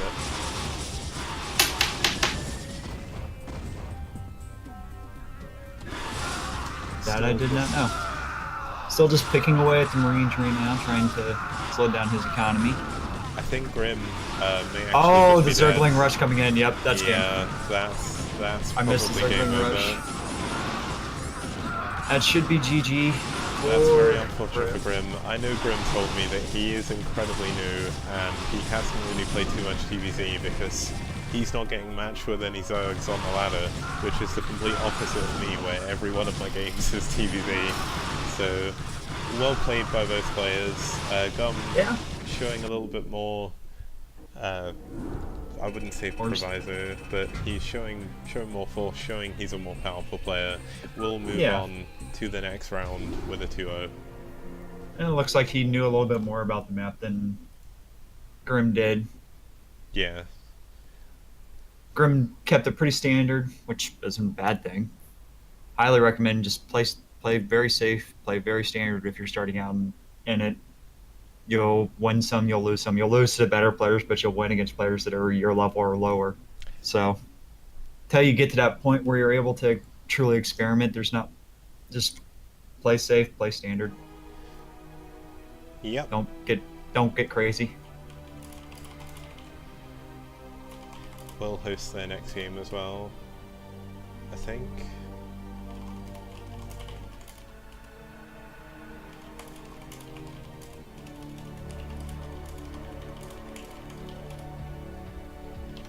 Right, so it looks like Zeldaran's setting up his game with... That's interesting. Oh, yeah, with Shrinker. Okay, I can't read. I was looking at my own bracket and I was like, huh, this doesn't make any sense. But it does. Right, so they're hosting CC, that's fine. We just need to wait for Castle and his opponent, which is Gumbum, who we just saw, to pick their maps, and then we're good. It looks like Eon Surger's just popped up as well, so this actually be another this will be a PvZ, the first PvZ we've seen today as well, so that should be fun. My favorite matchup. You play Protoss, don't you? So yes, I do. It's so weird as a Terran looking at PvZ, because when I used to watch it say when I first started watching, like Bisu had just been through the whole revolution and he'd changed pretty much everything about the matchup. Like, he changed the way people thought about it. Like, all of a sudden, everything was completely different, and it went from a period of Zerg dominance to a point where it looked like Protoss just couldn't lose. And now it feels completely the opposite again. Like, Protoss seem to struggle so much with PvZ. I don't know what it's like playing, but it looks hard enough to watch. It's just really annoying if they go for that fast lane, or fast mutas. Ugh, I can't fight it. I'm too slow at getting my Corsairs out to deal with it.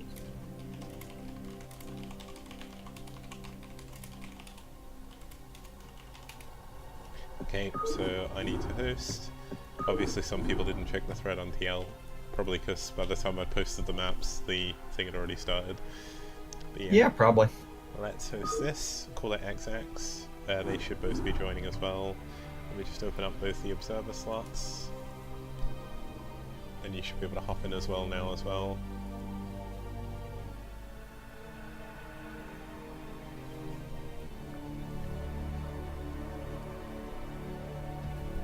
Okay, so just while they both stay ready, I'm just going to refresh the bracket to see if anyone else has reported the next round, which they haven't, so the game's still going on.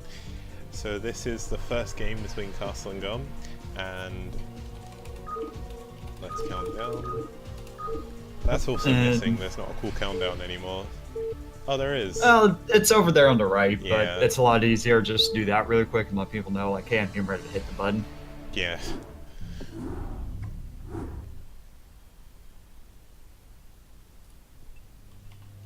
In the 9 o'clock position, we got our Protoss player, or not 9, yeah, that's 9 o'clock, Castle. And Blue Protoss. Yep, and down here in the bottom right, we do have the, well, I guess this would be the 5 o'clock position. We have a Gumbum, and number 8, who we just saw beat in a rather dominating series against Grim Reaper, showing off his ZVT. Is his ZVP going to be as good? He can't see it's because he's from the US, because they both are, and so are you. I'm the only person who isn't. Yeah. You're the oddball. I'm the European here. But, luckily enough, this isn't a region lock tournament. Anyone can join if they want. And it's not that bad anyways. Yeah. And also they can set it to extra high latency, which isn't too bad. I mean, it does affect micro a little bit, but if it is too bad, they can just ask us to leave, that's fine. So no 4-ball coming out from Gumbum, but that's not really standard in PvZ, so... I mean, no. He could still go for a 9-pool, that's something he could do. I was actually expecting a Forge Fast expand, but he put his pylon out a little close, or didn't put it out far enough, so I don't know what he's doing anymore. He's probably doing a gateway expand.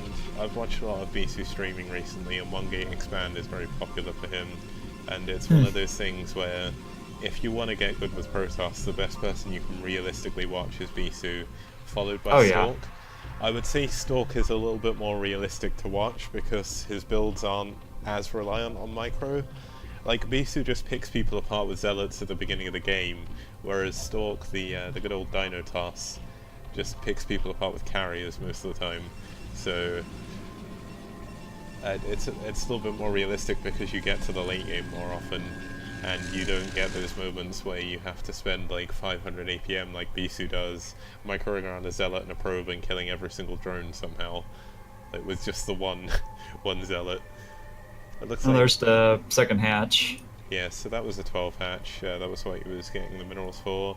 The probe is going to Yep. move into his base, find the spawning pool is actually up, so we did see, I believe that was an overpool, because he built the overlord and then the spawning pool, and then he Yep. built the 12 hatch, obviously.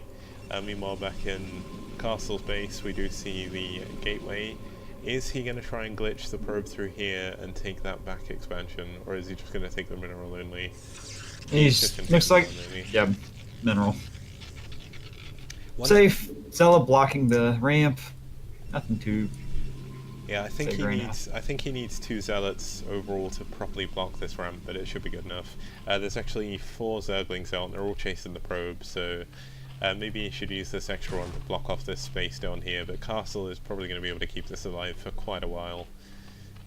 It's very hard for zerglings without speed to catch a probe in the first place, and if the Protoss has good micro, which Castle does. I've not seen his PvZ in a while, but he did reach, I believe, max of C+ on IC Cup, so he was pretty good.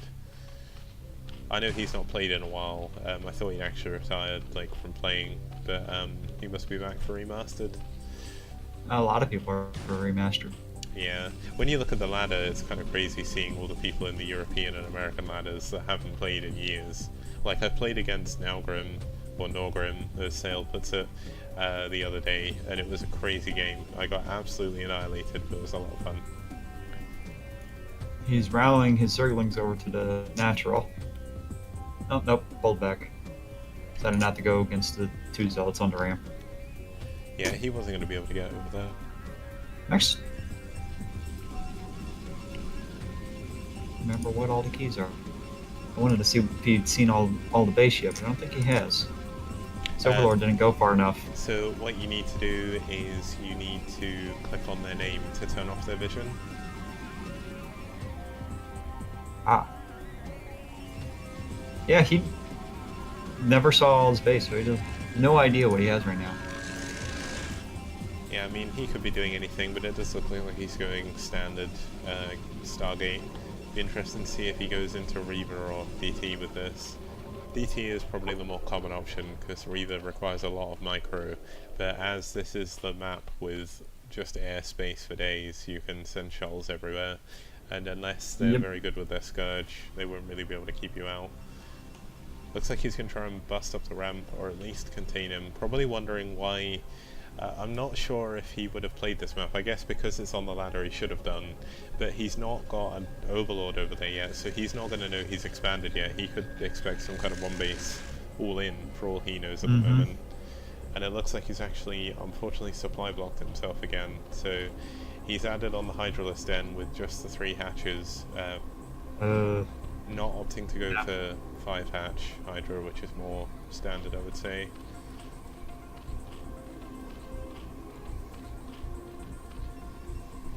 So this Evo Chamber's working on something. Yeah, this Overlord's going to move in, it sees the Stargate, it's going to pull back, but this Corsair is immediately going to kill it. This poor Overlord doesn't stand a chance. I mean, you can look at it like weirdly flail its tentacle things as it tries to run away, but there's not too much it can do. It just looks like a floating brain. The brain's about to die. Bye, brain. Oh. That is actually quite violent. I've never realised how violent the Overlord dying is. That's horrible, actually. All the deaths seem more violent in Brood War than they ever were in SC2. Yeah, SC2 things just sort of die, but in this they just explode into, like, fire or, like, blue pools plasma. Of blood. Or pools of blood, yeah. It's like the medic has to be the worst. It just, like, the poor medic splits into, like, 6 different bits as she dies. Oh, what's he have? Oh, just...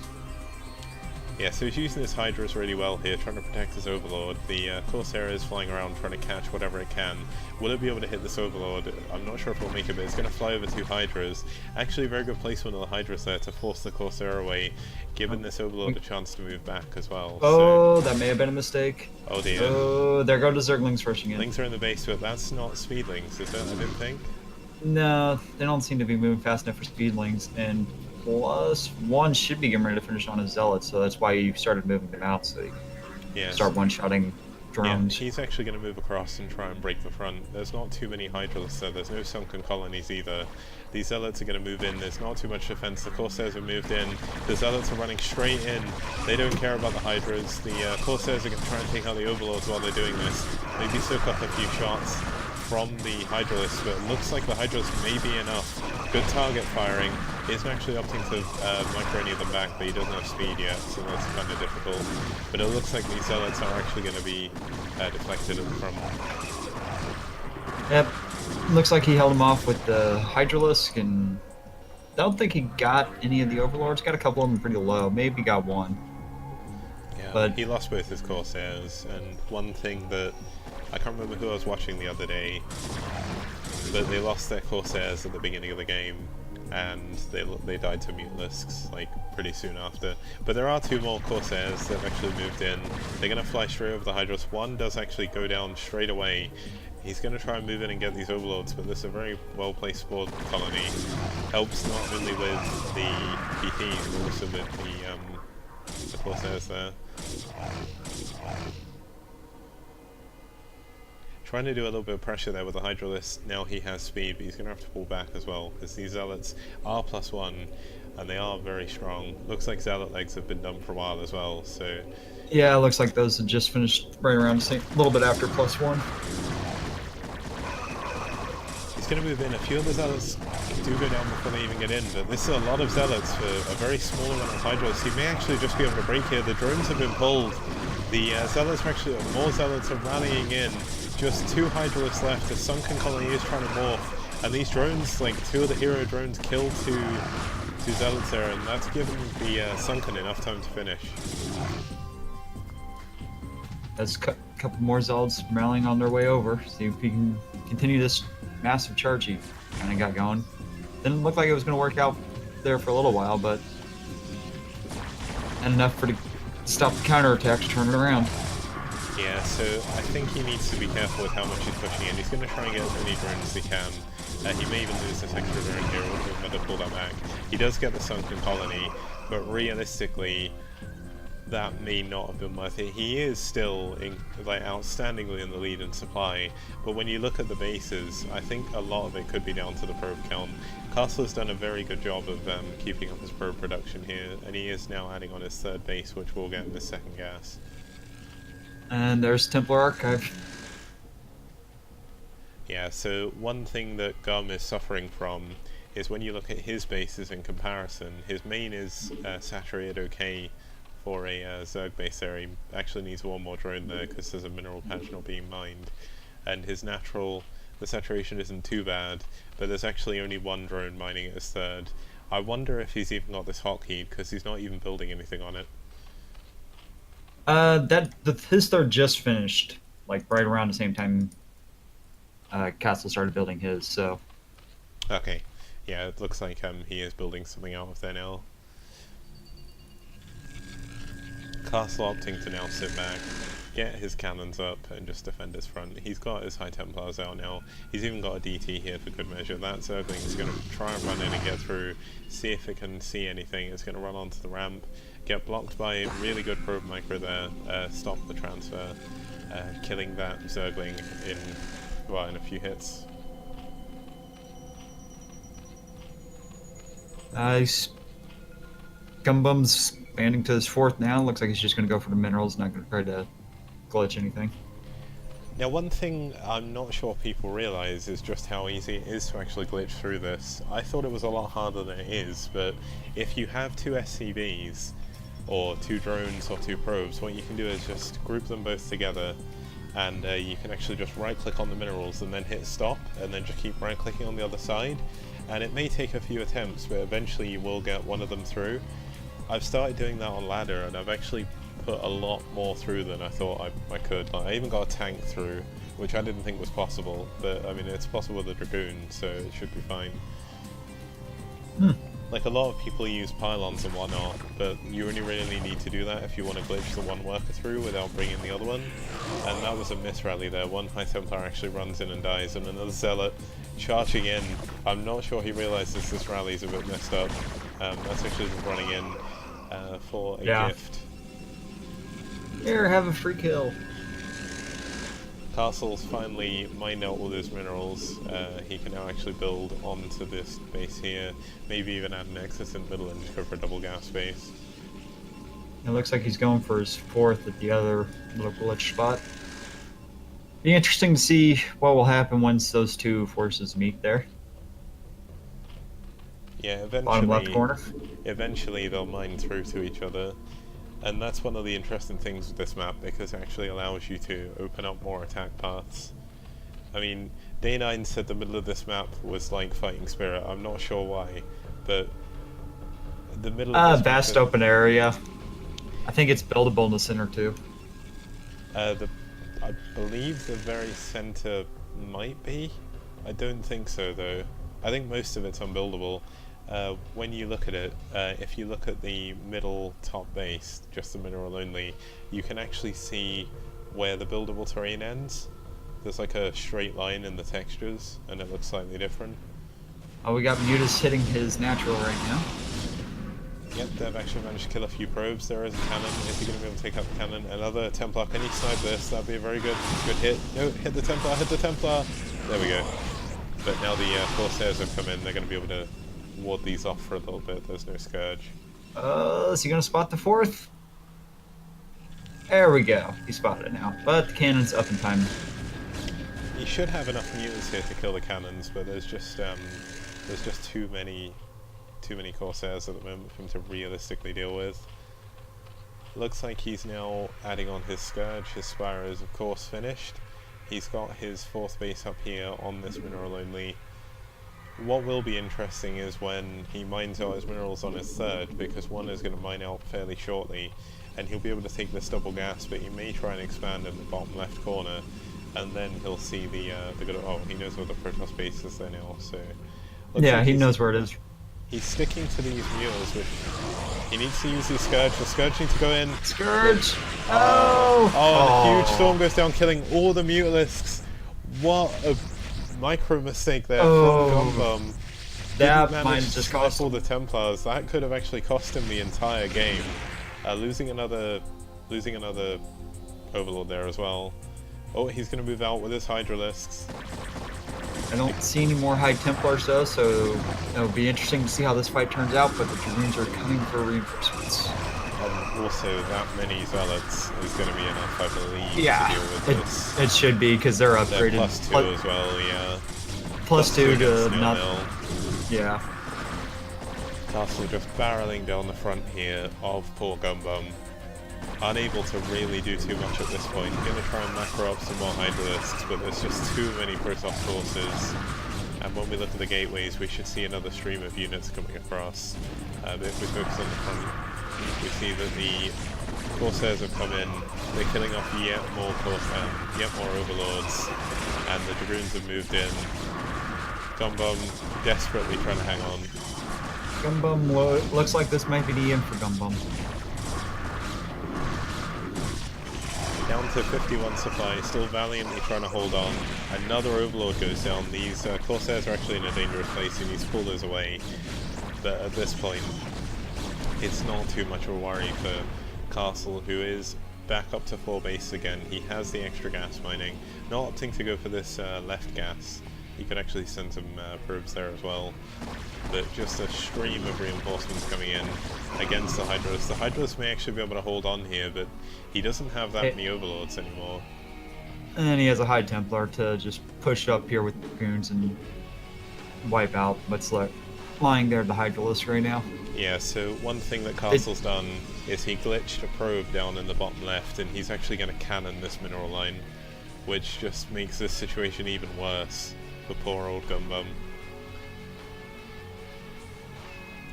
Stream of Zealots moving across as well, just trying to fortify his position as well in the middle of the map. He could even at this point just take this other main just to pretty much secure the victory. It looks like he's actually sending a probe up there now, so must have been reading my mind, or I've been reading his, one of the two. And now Gumbum's lack of hatcheries and also supply block is actually causing him a lot of problems. But those 3 cannons, he can't really send anything through to deal with it. There is the gap there the Hydras can get through, but if he pulls away from the front, he is getting lurkers, so if he gets enough lurkers, then he's going to be able to deal with this army. There's no observer here. Actually, has he got an observatory yet? No, not even a robo bay yet, so I'm not even sure what's in the shuttle right now. Other than maybe some high tempers. That'd be about it. Yeah, he's probably got high templars, or he may be dropping zealots over here. He's going to move it over to the... Oh, no, there's a high templar. There goes the storm. Does kill about 4. I'm really surprised that those drones didn't take damage. They were just on the edge of the storm, but they didn't take any damage. But the high templar's going to move in and do another storm drop. But the Hydras are in range. Scourge coming in. He needs to drop the high templar. The high templar does drop. And get the storms off. Only kills 3 of the drones, though. That's surprising. Once again, I thought that hit a lot more. Yeah, the animations seem to show them hitting a lot more, but we do see these cannons are ever so slightly out of range of the minerals, so that's a bit unfortunate. But Hydralisk are +1/+1 now, and the Zealots are... Oh, there's the Observer. Still +2/+0.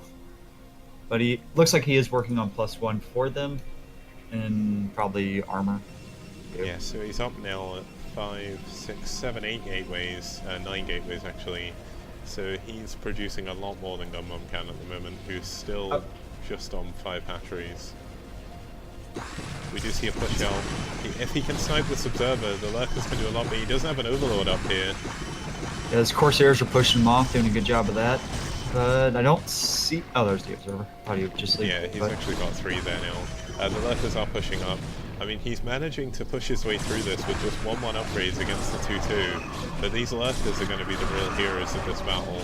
He's actually trying to run past for some reason to get behind. 2 of the lurkers do go down in the process, and it's going to leave Castle in a very good position to push through and get through these Hydralisks. But once again, there's a lot more Hydralisks than his supply would seem to really show. I think Hydralisks are only 1 supply in StarCraft 1, so... I believe so.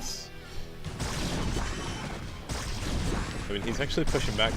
That lurker that you moved back, now been targeted down. That just shows how redundant some of the shots are in this, and how the targeting works. Because he actually targeted with all of his dragoons there, and only one of the shots actually did any damage because it died. Yep. But he's got the Overlord up here, but he doesn't snipe the Observer with it, and the Overlord actually just flies out over in some cannons. The Zealots coming out here are going to be a nice buffer for these Dragoons, and they're going to push straight up onto the Hydralisks. And some High Templars coming in as well. He's going to lay down the Storm, should have enough for 1. Oh no, the Lurkers may have been Nope, misrallied got him. there. Yep, here comes the Storm, but there's not really anything for him to actually storm here now, so... may want to just save that until he moves in on the front. The Corsairs are moving in, they're killing yet more Overlords. 2 just spawned right in the path of the Corsairs. And he did create an Archon. See what he does with that. Sitting there way in the back, trying to hide it for a moment. So it is. It'd be nice to see him make a Dark Archon, just because I want to see a Dark Archon in this game. Like, I've not seen a Dark Archon yet in Remastered, other than the videos that Grumpy... I forgot what his full name is, like Grumpy Starcraft or something. He something made all along the, those lines. Yeah, he made all the like beta videos of like, oh, this is what all the units and buildings look like, and all the portraits. But one of these days, we'll see one in a game, like a proper game. I know, like, back in, I think it was 2009 and 10, there was one Protoss that actually used them. Like, he always put 1 Dark Archon in. Usually when he'd gone DTs and couldn't do any damage with them anymore, which is normal. But Dark Archons, their spells are actually quite useful. Like, Feedback is really good, and Maelstrom is pretty sick as well. Here comes and then, what I believe and then you always have Mind Control. Final push. Oh, and Mind Control, yeah. Become the Zerg if you can't beat them. And GG is cool. Good game. I thought it was over a lot sooner than when it was. Yeah, Was able to pull it back. That was pretty interesting. I mean, he wasn't in any spot to win it, but he was able to hold on a lot longer than I thought he would be able to. yeah, Gom held on there really well. Just while this goes on, I'm just going to check chat and also... yeah, so someone just logged in from work to support the stream, so nice. Anything else? Oh yeah, GE99, who was Grim Reaper, said, I was praying not to be playing against Zerg. The build I attempted badly, I've never tried before ever. Well, Grim, keep it up, because when you keep that up, you'll eventually get there, and that'll be good. Looks like Eon has moved ahead, so he's beat RXDG 2-0. He's waiting for Castle and Gumbum to finish. It looks like Jonoman and Shrink are actually playing in the semi-finals. Where is Faust? Faust actually got knocked out in the first round to tie 23 HE, so really well played by him. He did go out to Jonoman after though. Shrinker taking out Zeldaran in the quarterfinals to head up to the semi-finals as well. So who is he playing? So they're playing Circuit Breaker now. So if we jump in this, and then what we'll do is we'll cast the other semi-final.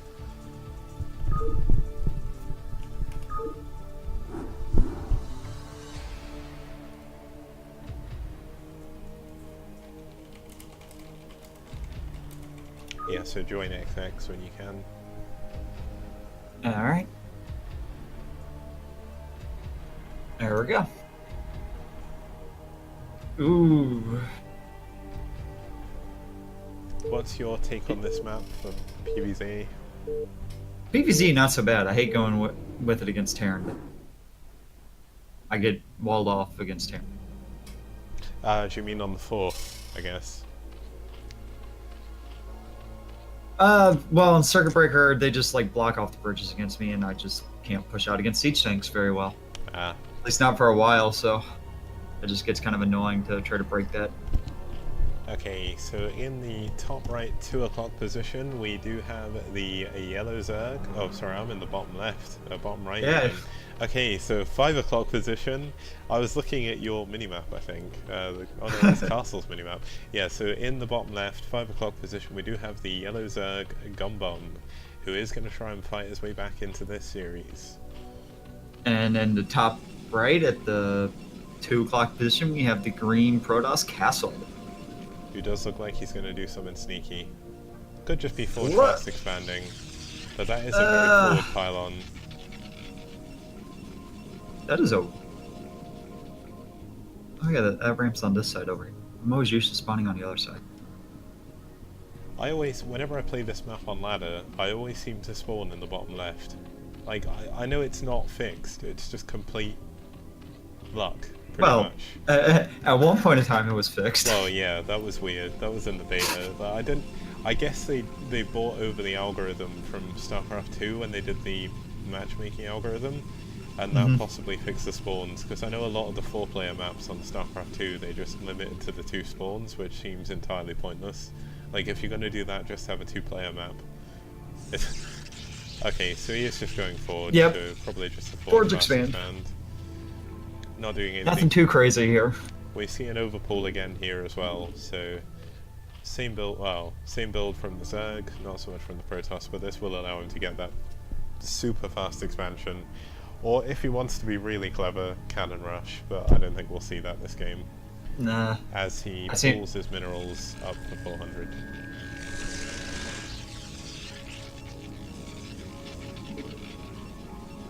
Nothing too crazy, just a quick little forge expand. Luckily enough for the Zerg, he does actually get his Overlord over this forge. He knows what's coming. Maybe best for him to actually turn back. He's actually got a redundant drone scout at the moment. Maybe opting to try and get past the cannon and go up into the main. But, I mean, realistically, the drone isn't going to be able to do much. He's actually trying to take out the cannon. He's actually trying to get some Zerglings up here. I mean, he could take out the shields, but I'm not sure this is really worth it. The gateway does come up. He's actually going to be able to block this with purely probes if he senses something wrong. Only 4 lings on the way. The cannon should be enough to deal with that. The Overlord in a pretty awful position as well, taking damage. And And it took one shot from the cannon. yeah, the Zerglings It's just going to sit there. Yeah, there's not too much he can do here. Nope, pulled some probes, He blocked pulled it the off. probes, yeah, he's blocked it off. The good thing that he got from that is he only spent 2 lava to get the 4. No, he must have got 6 lings. So 3 lava to get the 6 lings. Actually opting to leave one behind somewhere, unless it died. Or maybe it's behind the Overlord. It's behind the Overlord. Okay, so I mean 6 lings, not a huge investment, and he does pull off the probes from mining for quite a while. So I mean, there's still probes blocking even now because he's not too sure what's going on outside of his base. Adding on the second cannon just to be sure as well. He's not managed to get a probe across the map to even scout where his opponent is, I don't believe. Yeah, so he has absolutely no idea where his opponent is right now, or what he's doing. He's going to try and send a probe out now, and judging by his minimap, he's sending it in the right direction, and also he would have been able to tell from the Overlord. Yep. Just by the way the Overlord's moved in, judging by the time the Overlord showed up, you pretty much know right where he is. Yeah, so can he get this probe past the Zerglings? The Zerglings are spread pretty well. He's actually going to move away. At least he knows where the Zerglings are. He can be sure there's no backstab, so as soon as the Zealot comes out, he should be able to move this probe away. Well, it looks like he's moving his Overlords to see if he's placing his 3rd anytime soon. Don't think he will. I need to get some gateway units first.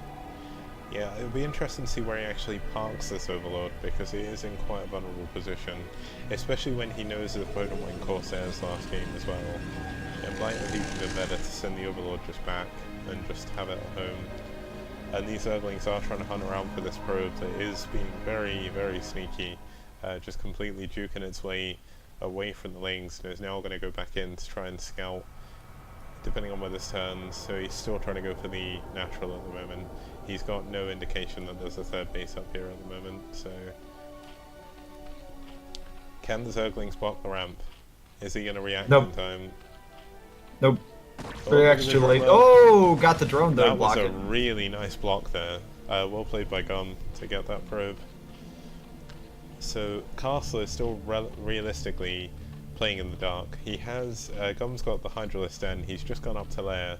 Will he go into Spiral? Will he opt for the Lurker upgrade? I mean, Lurker contains are quite good, especially with the bridges, but...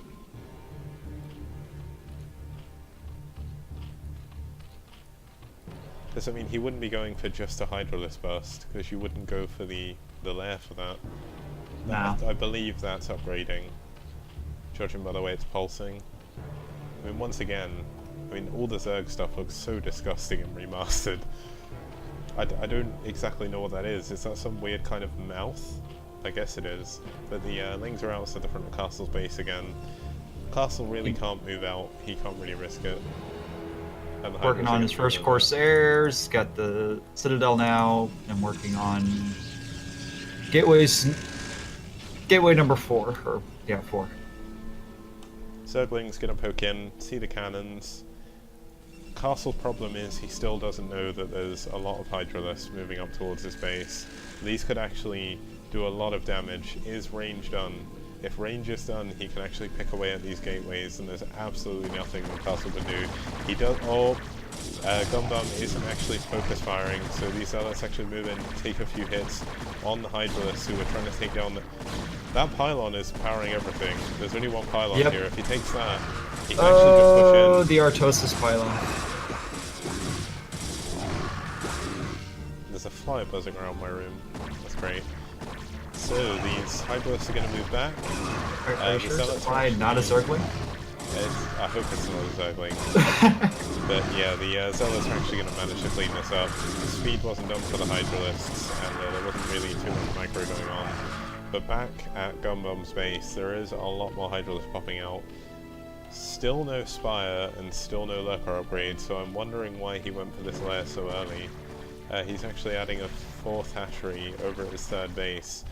The one Corsair hasn't killed any Overlords yet. Should have got the 2 by his base, and it's only actually got 1. He missed this on the way past, so he's probably going to go back and kill that now.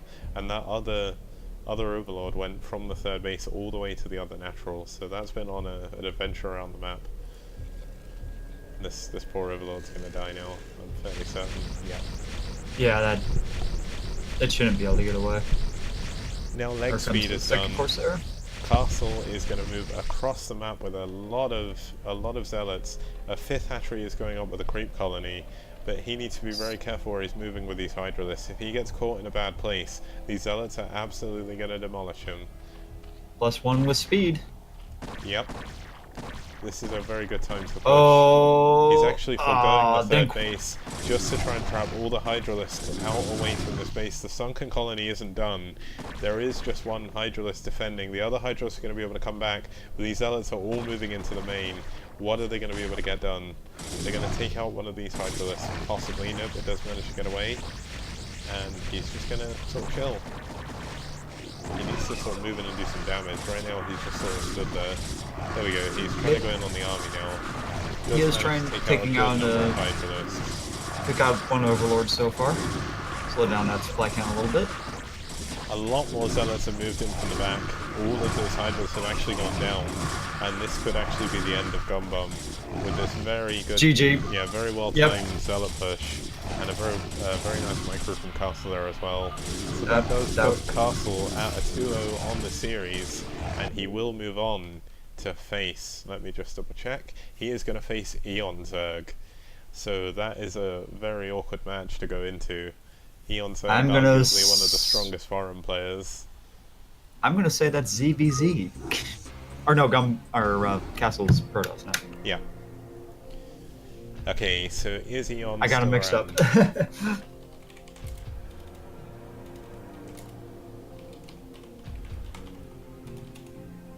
Now the Whois command is working again.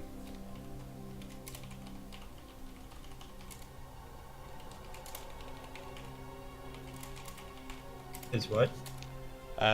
So you know when you do /whois and a space and then the username, you can see the people where they are. So Eon Zerg is in a Brood War game called FVFZR SKUBCWR. So let's wait for Castle to upgrade his thing, which he has done. So we do have the 2 semi-finals ready and waiting to go. What we're going to do is, I think Shrinker is... Let's find out what race Shrinker is. I think they may have started playing already, actually. Yeah, so I guess we'll have to cast Eon Zerg. So Eon said 1 minute. Just while he does that, I am just going to quickly mute my microphone for just a moment and go and get a drink. Go back. All you people are now mine. No. This is his channel, so. But hope you're enjoying this. Is a neat little amateur tournament thing. I wasn't sure I was going to be able to participate, so I didn't sign up. Otherwise, I would have. But get to see what people are doing. It's nice to see the community being up and active again. The Brood War community kind of got quiet there for a while, obviously.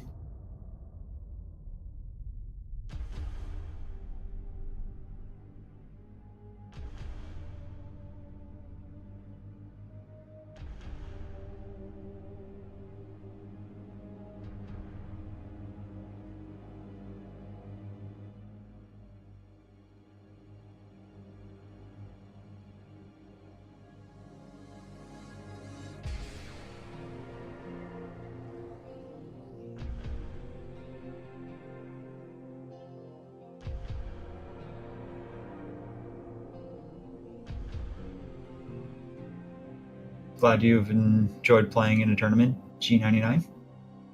GE99? No idea which name you are in a tournament.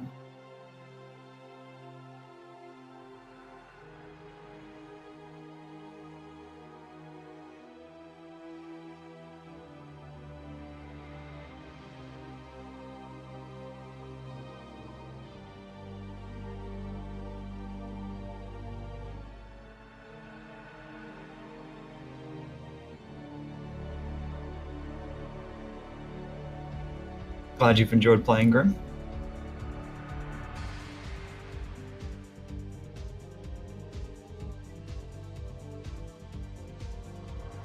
Well, you can always join the foreign Brood War Discord. We have plenty of Zerg players that don't mind just randomly hopping in games with people. So if you want to practice, you can check them out. Actually,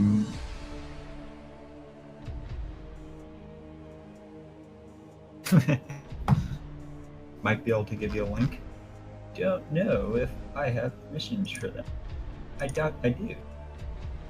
Might. Haha!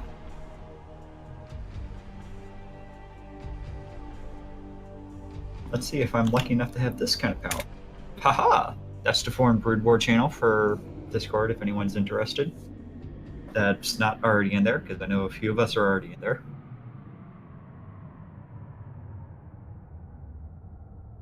The Game Hunter maps are a lot of fun.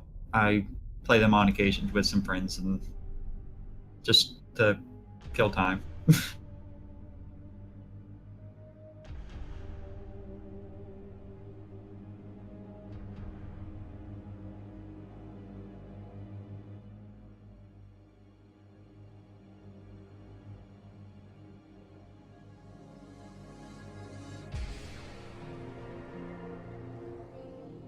Looks like our next match is going to be Castle versus Eon Zerg.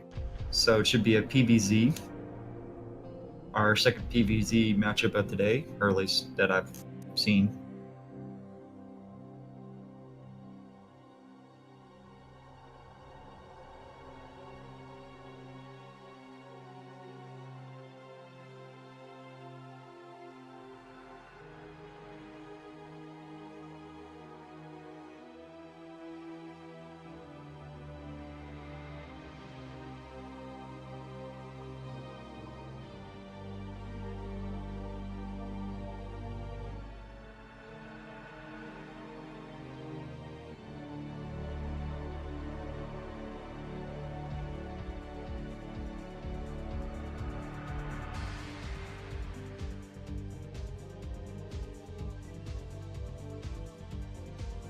I don't think we know what map yet. I'm not sure they have decided on that.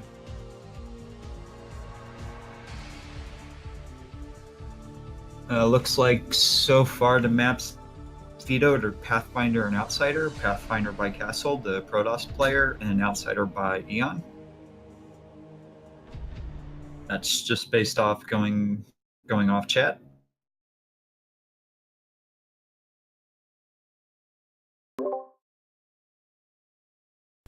I am back, everyone. Hello. Okay, so it looks like they're vetoing the maps. Yep, they have vetoed Pathfinder. Castle vetoed Pathfinder, and Eon's are Outsider. Outside. Too many siders. Too many iders. There is, isn't there? There's Ground Zero, Pathfinder, Circuit Breakers, Outsider, and what was my Benzene? So I guess it's just the two that they don't like maps ending with either. That's it. Obviously. Let me host this, so I'll host it for A11 again. Because that's my good old game name. Oh, okay. Castle said XX.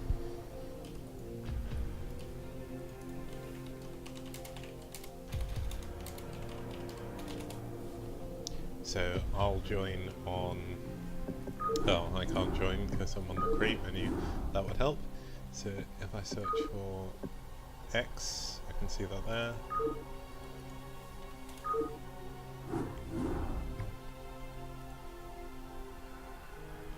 Okay, hopefully Yonsa got the message and he'll join the right place.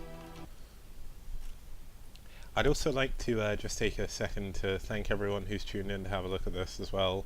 I've noticed we've been around 50 viewers most of the time, so cheers for tuning in. Hopefully you're enjoying what you're seeing, and Eon has just joined as well, so this should be an interesting map. Make sure you follow his channel. I believe he's going to be streaming more often too, so... Yeah, that'd be cool. Hopefully the next one of these will either be next week or the week after. I need to speak to the guy who owns, who runs the SK tournament to see if one of us can reschedule, because it means Like, I'm not sure if Eon would have played in the SK tournament, but when you look at the SK tournament, it's got people like Arcneon, and Taitu was going to play in this, but he couldn't because of the other one. So hopefully we'll arrange something, because the SK tournament is on like 7 PM PST, I think, on Friday and Saturday, then randomly 11 AM on Sunday. So Yep. to me that doesn't make too much sense, but hopefully we'll sort of iron it out. The game is in fact starting, and we do see our players. Starting, of course, in the top right corner. I'm definitely looking at the right base this time. 2 o'clock position on Benzene. It is IFU Eon Zerg. And in the 7 o'clock position, we have our pink Protoss player, Castle. Can't really tell that's pink, but that's what it shows, so that's what I'm going to call it. It's definitely peach, but like, Yeah, the Nexus looks pink, but the probes don't. yeah, you Which can't is really see the strange. paint on the Protoss, on the probes. Yeah, it's only in the shadow of like the little feet on the Nexus, which I only really noticed in Remaster. Like when you go back to the original, you can see them there, but they're not as obvious as what they actually are. Yeah, it's a little bit more obvious when you just hit that wonderful F5 button and you can travel back in time and see what it used to look like. One thing to note as well is Eon Zerg is actually playing in 4x3, and Castle is playing in 16x9. On the Yes. Foreign Brood War channel today, there was a rather heated discussion on whether or not pros should be using 16x9, and yeah, that was an interesting read, because in the end it all comes down to personal preference. Yep, I have a feeling a lot of StarCraft 2 players will stay on 16x9, but everyone that grew up on Brood War and really hasn't played much else, they'll stay with the Pillbox or Pillarbox. Yeah, the 4x3. When I stream, Yep. normally I play on 4x3. It's purely because I'm used to it, I think. Also, you can't windowed mode on 16x9, so for me that's sort of a downside. And I got another Forge expand going on for Castle. Yeah, Castle this time is going to have, like, I can't imagine exactly what's going through Castle's head, but Eon Zerg is arguably, at the moment, the strongest foreign player. So, I mean, Eon Zerg never stopped playing Brood War. I don't think he ever, like, bothered playing StarCraft 2, and he's been streaming on Fish for a very long time, and Yeah. he's just an all-around good player. I mean, when he was spamming before, like, I spam as fast as I possibly can, and I get to max, like, 330 APM. He was spamming at, like, 580 somehow. Like, he has super quick fingers. I mean, right now, he's on 500 APM again. I don't know if this is all spam. He's doing the best he can to micro around these Zerglings in the meantime, so it shows that it's not all spam. He's splitting up the Zerglings to try and catch this probe, but Castle doing a really good job trying to keep it away and keep it alive. Against a Zerg player who's as strong as Eon Zerg, you really need to know exactly what's happening and what's coming out of those hatcheries. Nice wall off here by Castle. I believe this is link tight on the left and the right. Maybe the right isn't tight there, but I know I believe the left is, because you can actually wall that off with supply depots and a barracks, but that makes Yep. the CC a little bit harder to put down. With the other main, you actually have to wall off using this bit of the wall here, so I'm not too sure. Either way, both players playing relatively standard. Sometimes when people are going against really good players, they'll decide to cheese, but Castle feels confident what he's doing, going for a really standard Forge Fast expand, adding his Sub and X-Core on quite early, so we could see some fast attack, although he probably gets that early enough for his Stargate for Corsair, so... Yeah, it's more of what it's probably for, so you can start pumping out Corsairs to deal with the Overlords and possible Muta harass. Now, one thing to note here is Eon Zerg is going 3-hatch layer. I just need to double check that my microphone is definitely turned back on OBS, which it is. And yeah, 3-hatch layer coming out from Eon Zerg, not seeing 5-hatch Hydra. That is a very strong option on pretty much any map, but especially this map with the lack of room for cannons. It looks like Eon Zerg, when you look at his minimap marker in the minimap there, his view is going all over the place. Like, I Oh, can yeah. only imagine when watching his stream, it's almost like watching Bisu, where his camera's just flicking about everywhere. He's still chasing the probe down with the Zerglings. And that probe, I mean, Castle's doing a really good job keeping this alive. Admittedly, the Zerglings don't have speed yet. Another 2 Zerglings have actually popped. He's seen the lair, he's seen the 3rd hatch as well, and he knows there's no Hydralist in yet, so Castle has a very good scout. Now, will Castle see the Spire? This is a really important scout that he needs to get. He's not seen it yet. The Zerglings are doing their best job they can to try and keep them away. He is starting on his Stargate now. Should be about done. Almost finished. The probe finally goes down there without seeing the Spire. I mean, he's probably going to get Corsairs anyway. He has done so far, so I can't see that changing. Yeah. Nah, he's already started working on one as soon as it spawned in. Difference is this game, though, is he's gone for a quicker Citadel. So are we going to see an earlier Templar Archives? He knows that there's going to be no Hydra bus, so he can forego the early Storm, but Archons are very good against Mulists as well as the Corsairs, especially for defense.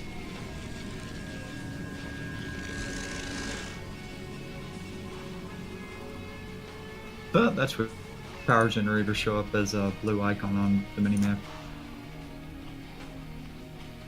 Do they? Oh yes, Yeah. they do. Neutral buildings. Neutral buildings. What do they look like in the old version? Oh, they were blue as well. I never realised that. But we do see the Hydralist end coming up with the 4th and 5th hatches. So, I mean, the Spire, it's going to help him with the Scourge to deal with the Corsairs, but I have a feeling he's going into 5-hatch Hydra, and he's probably going to go for a bust. I mean, I can only imagine. But he does have the out here. Oh, no. He's already expanded down to the bottom right corner. He's got his 6th hatch down here, so he's just going super... Like, he's powering up really hard. Yeah, here comes the Scourge. Yeah, this Corsair is in a very dangerous position. He needs to move back to his buddies, which haven't actually spawned yet, I don't think. I believe, yeah, it looks like he only actually made the one... Oh no, there's the 2nd Corsair. He's not opting to add anymore, now he is. Now he knows there's a Spire. But he's going to move out now with the Zealots. There's only really Zerglings to deal with this. There's Scourge hunting around for the Corsairs still. More Zealots again. And admittedly, he's got a timing window here where he can maybe kill some drones, but I imagine there's a lot of Hydralists popping out of every single one of these hatcheries now. So he needs to move in quickly. He's not really going to be able to do too much damage. Some really good micro there by Eon Zerg on his drones. He's going to bug out the Zealot AI. And look at them. I don't think he's even lost a single drone yet. I think he's lost 2. I know he's definitely lost a Hydralist, but when he lost that Sunken. But those drones are still alive. These are definitely the MVPs here. He's going to pull back his Hydralist there. I think he's trying to make sure he doesn't go up the ramp to spot the 4th base. Yeah, Zealots are very, very strong against Hydralists, as I've just found out. Especially with the +1 upgrade. Yeah, the +1 upgrade's a must against Zerg. You have to get that. If you don't, you're just gonna get steamrolled so hard. I mean, Castle's still doing a really good job. He's still training really well with these Hydralists. There's only 2 left here, given how many there were. More are coming in from the main and natural, and I believe this is going to spell the end of this aggression for now. Eon Zerg actually losing some overlords in the process there. Some nice use of his extra APM there by Castle, actually taking out as many overlords as he could while all the Hydras were distracted. And these Scourge are still hunting around for the Corsairs. Are they going to be able to catch these? It's going to be very close. They just pass each other like boats in the night, but oh, Castle stops at the wrong time, loses 2 Scourge. Very unfortunate for him. Does get 2 of the Corsairs though. That's what I meant to say. He lost 2 of the Corsairs. He would lose the Scourge because they exploded themselves. But this is a hell of a lot of Hydras coming barreling down. More Zealots have come out. There's not too many cannons defending, so he needs to do the best he can to delay and possibly even kill all these Hydralists on their way across. Doing a really good job microing here against this. Yeah, might get 3 or 4 of them. I think he's up to 3 so far. Might get the 4th. Looks Gonna like hold off right there. Oh, there was a zealot. Oh, okay. Yeah, one Hydra got killed on Castle's ramp, or his bridge over to his natural. Must have got split up. We see some overlords with speed heading over. Do they have anything in them? Are we gonna see some lurker drops? Either way, Castle is going to have to deploy. Castle's still pushing in, trying to do as much damage as he can. I'm not sure he's actually spotted this bottom right base, but it's not mining it anyway. Actually doing a really good job walling off against the Zealots. It's unlike how we normally see the Zealots hide behind the minerals against Zerglings. Actually using that little choke he created between the two hatcheries. Eon Zerg showing his experience here really well. Looks like he's just moved his overlords here, maybe to get ready for a drop, but he's not dropped anything yet. And he's just using his Hydralisks to cover them. He's actually switched into mutants now, the mutants are moving across. Corsair has now seen that base, and it's actually going to try and fly away. There's a lot of mutants here chasing it though. That's around about 9? I believe that's 9 mutants already, which is a very good number to have, but the Corsair does manage to get away. Yeah, 8 or 9 mutas is what it looks like. Castle is going to have a lot of trouble expanding now. He's got his 2 bases, but he's losing even more zealots. I mean, his aggression hasn't really done too much in a while, and Eon Zerg just doing a fantastic job microing around here with the Mulists. The Corsairs do come in. Can Eon Zerg snipe them? Snipe the Corsairs? I'm not sure he can. He needs to spread out a little bit more, but I mean, it's a very hard thing to do. We do see 2 overlords coming in, possibly tank shots from the cannon, while the Mulists still run around. These Mulists probably used to actually stack the overlords, even used to stack, I guess. Oh yeah. One of the Corsairs goes down, but he does lose some Mulists, and these Mulists are actually quite heavily damaged. There's still he's the 2 Corsairs. He's attacking the bottom right base, the zealots that he created a while ago. Yeah, so the Zealots have moved in. They're killing actually quite a lot of the drones. The Mulists low on health now, 1 surviving with just 10 health, need to retreat, but he is moving up with Hydras at the same time. But Castle doing an incredible job with the Zealots here, actually going to take down this hatchery. Really nice snipe there, taking out that 4th base. Gonna get these Hydras as they pop out the eggs as well. And the Mulists do come back, but as soon as the Corsair comes over, just 1 Corsair may even be able to clean these up on their own. There's actually only 4 Mulists left, so Castle doing a great job managing to push back Eon Zerg. Actually ahead in supply now, ahead in tech as well with his Archons. And Eon needs to build some more overlords right now because he's blocked for the time being, so he can't even produce anymore. You just to slow any of this down. I'm very impressed with how Castle's played this out so far. Yeah, this has been pretty impressive to watch him control this game as well as he has. For him to get his Archons out of his base, he had to kill that pylon, but it actually Poor depowered pylon. his gateway, I believe. Oh no, it depowered his forge. His gateway is still... No, it'd be out of power. The weird thing is though, that some of them say unpowered and some don't, so...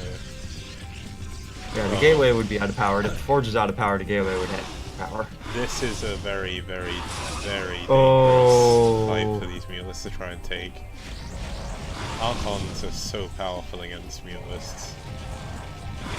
Looks like he's going to manage to kill the probe. May even get cancelled on this Nexus. For some reason, I guess Castle's just opting to do a big counter. Cancel it. There we go. Yeah, so the cancel was done. But the Mulists are going to have trouble against these 3 Archons, and Castle's moving across. But there's a lot of units here, and there's a lot of eggs popping as well, so there's going to be a lot of Hydralisks ready to defend against this. This may be a little bit of a mistake. Yeah, I don't really see him doing much if he loses all this army. As long as Eon is good with his focus fire, he should be able to kill the Archons pretty quickly. Oh, a huge Archon burst goes off on the Mulists. The Archon's pushing in against the Hydralisks, they're all going down, all the Zealots are actually dead. The Corsair goes in to try and help against the Mulists, but it looks like everything has actually died. The final Zealots are going to try and run back across the map, but Eon could actually chase this down with his Mulists. He does have his 4th base back up again, adding the extra hatchery there. Meanwhile, poor Castle is still stuck on 2 base. and he may have trouble dealing with this counter-attack. There's a lot of Hydralisks and the Mulisks heading across. He does have these two high tempo, but they're not defended, and they could very well be sniped. Got 2 more High Templars. Got 1 Corsair now, but here comes the Hydra train. Eon Zerg's Hydra Train. Choo-choo. He does have 2 storms, 3 storms actually.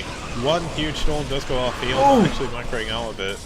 He actually had to storm his own Templar to try and kill the Mulisks, but it's not the Mulisks that are the problem here. G is called. GG. GG. Castle does lose a very tense first game of the series on mid. That was really impressive to watch Castle try to pull that one out. Just a few little strategic decisions cost him the end, realistically. That attack he did on the 3rd, it was somewhat destined to fail. If he'd have had all those Zealots and Archons back at home, I mean, I guess the counterattack may have never actually come, but he would have stood a better chance to defend. Now we just need to wait for Castle to rehost and Eon Zerg to leave the game. Looks like he's... there we go. So he's left as well. Let's just check how chat's doing.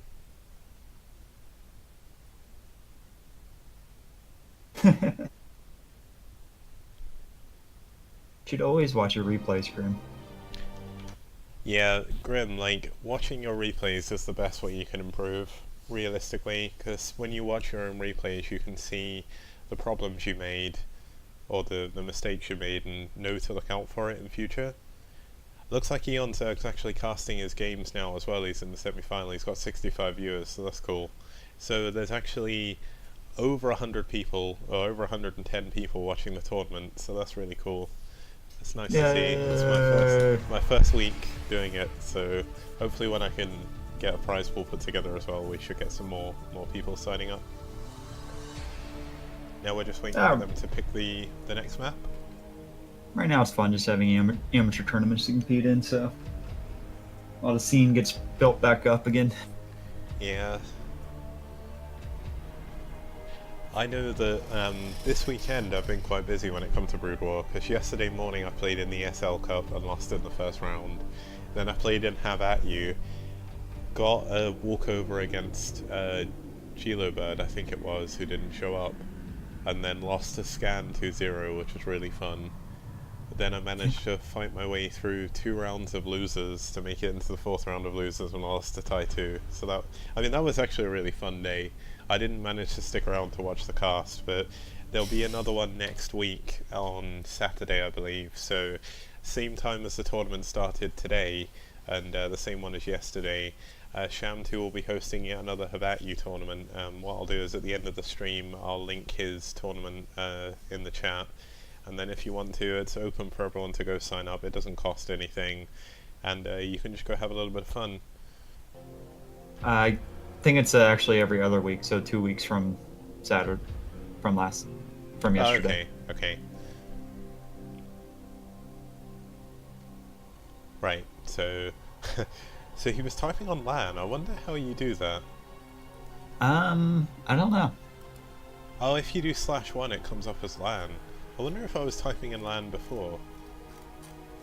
No, it doesn't look like it. Okay, so I definitely wasn't typing in LAN.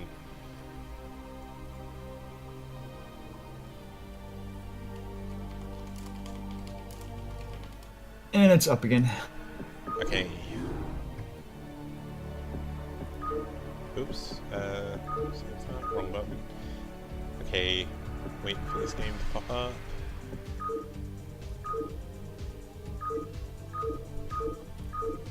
Eventually it'll pop up. Yep. Cool thing is, guys, it's not over yet. We're still on the semi-finals. There's still the finals to go. The other semi-final is between John Oman and Dr. Shrinker. I believe they've already played, but I'm not sure. They may still be playing, actually, because it's still unreported, their game. Just need to wait for that to finish. What I'll do is I'll link the bracket for you guys now if you've just tuned in.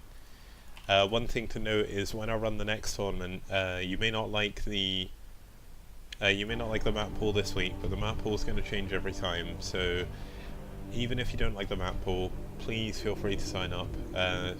It's always nice to play on new maps. I know, especially for newer people, it's kind of scary to play on maps you've never played on before, but hopefully it'll give you a reason to sort of have a look at them. Okay, so we're heading into the second game of the semi-final between Castle versus Eon Zerg. Castle put up a good fight in the first game. Unfortunately, Eon Zerg did win out in the end, and now we're heading into the second game.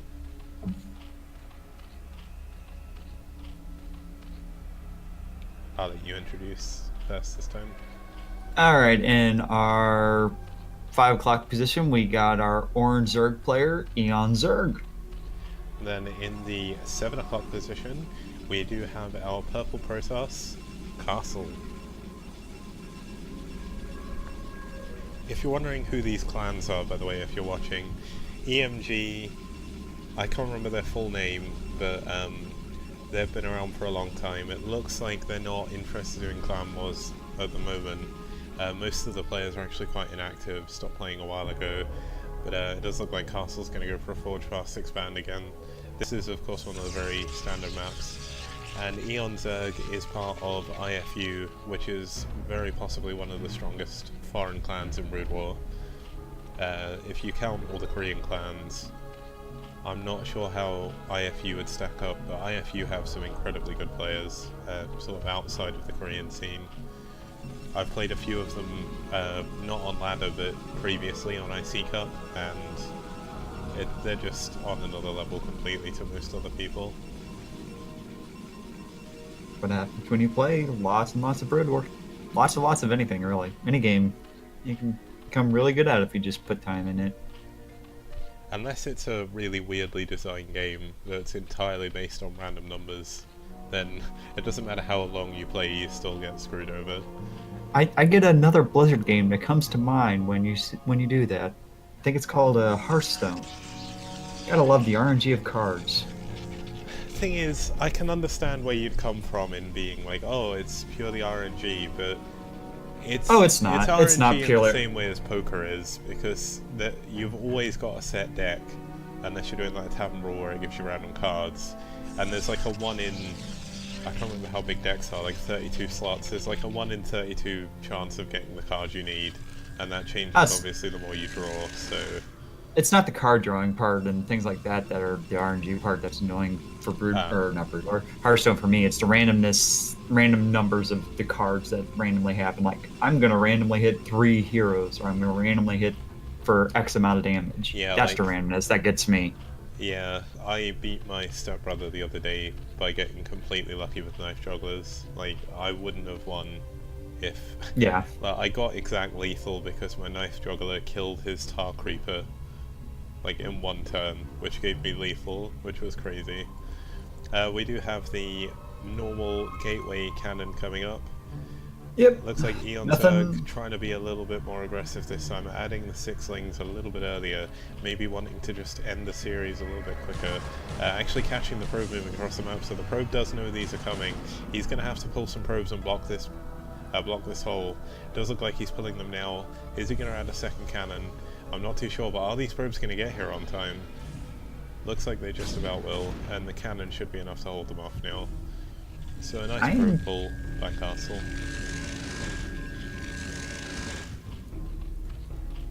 I wonder if he's going to try... No, he's pulling the drum. Never mind.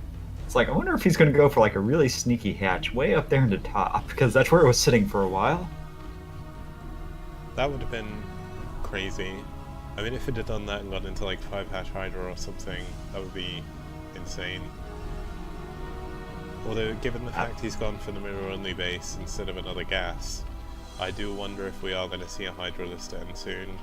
He's only got 1 guy on gas, so he's not thinking about, I believe, teching to lair. So we could see the Hydra list end come up in a second. Oh, he's up to 3 now on the gas. Okay, so he probably got enough to... I guess he got enough for link speed, and then he's added the other 2 guys on to go up to lair. That's the only thing I can assume. I still love the little Zergling hands. That's crazy. Zoom in on the Zergling hands. I want to zoom Zergling in. hands. I want to zoom in, but I don't know the default zoom when I zoom out, so it's too worrying to do. Scroll wheel forward, scroll wheel back.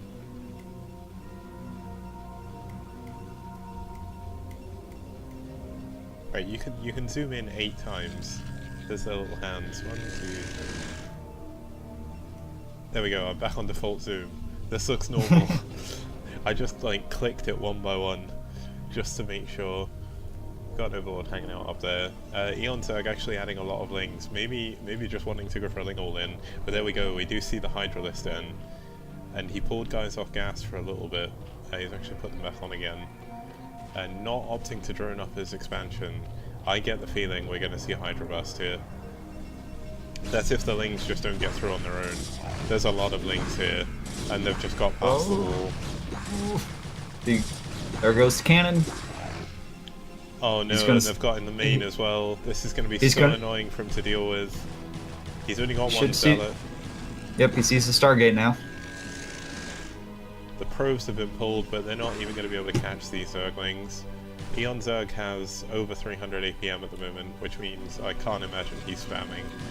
And I mean, these Zerglings are just going to run back endlessly, back and forth, just between the two bases.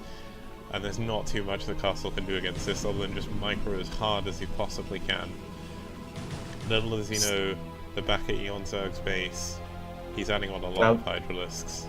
Yeah, he's up to like 12 Hydralisks right now. Interestingly, Castle hasn't gone for a cannon in his main, but realistically he needs the cannons at his front, which he can't actually get because the second he tries to build them, the 2 Zerglings just take it out. Oh no, he's actually let it back up in his main again, so the Zerglings are coming back in. They're not done yet, and we see the Hydras slowly starting to slither their way across the map. Another load just popped out of eggs as well. Actually I'm not sure if these are just here for defense or he's not realised they're there yet, but they're actually moving over now as well.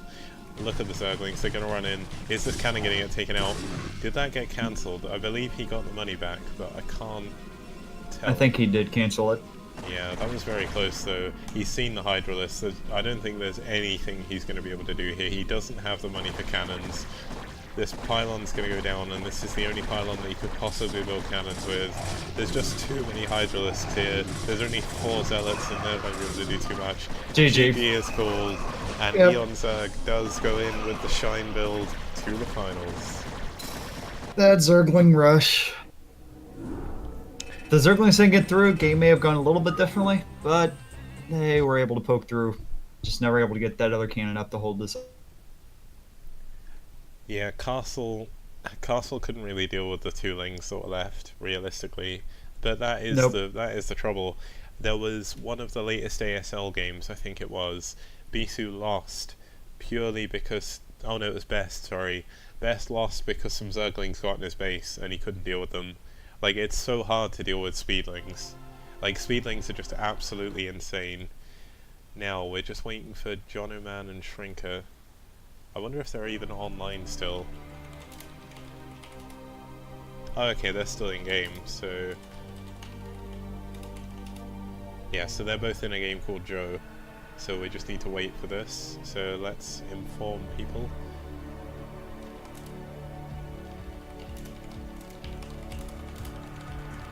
So we're waiting for the other semi-final match to finish. Do we know what races they are? I believe Dr. Shrinker's Terran, but I'm not entirely sure.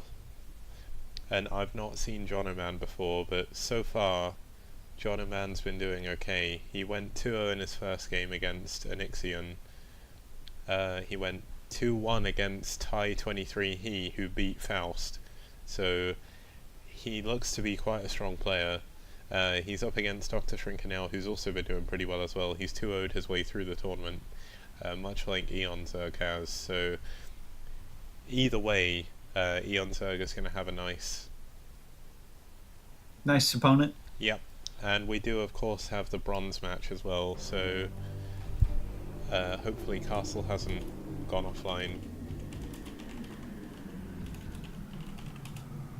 Castle's gone offline, so maybe the 3rd place match won't happen, but hopefully he'll see on the bracket and come back online. There will be a VOD. what I will do is I should just be able to actually export this to YouTube. I can't export my stream because I play music, but I've not played any music other than the game music, so it should be fine. I'll post that up in Yep. the thread once it's exported. What I'll do is as well, I'll just link the thread just so people can maybe go and pop in their support for the players and whatnot if you need to. Looks like Liquid Drone has posted in the thread recently, which is cool. Let's link that there. Let's have a look what Drone said.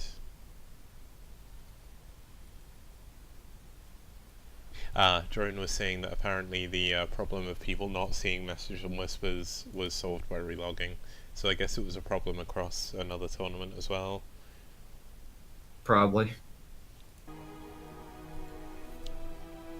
So it looks like we have a little bit of downtime. I imagine that Shrinker and Jonoman may have gone to a game 3, and I think they may be on that game 3 now, but I'm not entirely sure. The only reason why I say that is they've been playing, I believe, for a while, because when we started Castle vs Eon, they weren't in the lobby anymore, so they must have already been in a game.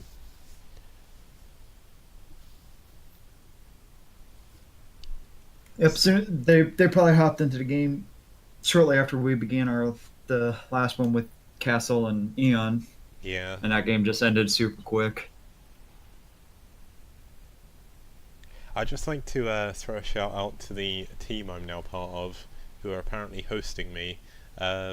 I joined a clan called Vex, which is where my username comes from, and it's something Telecom's actually organised himself.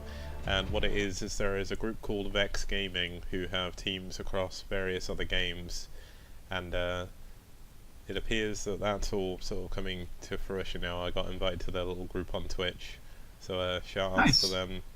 And I guess we'll see where that goes, because I've not got too much information of what's actually happening with them.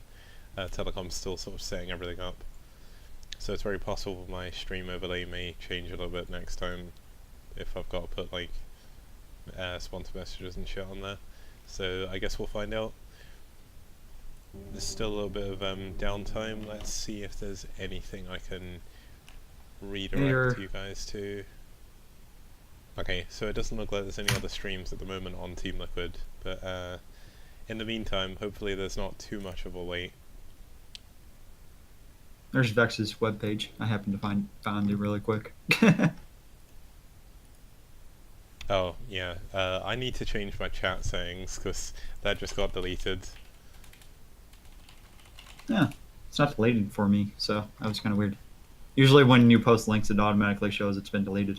Yeah, on my screen it just says deleted link.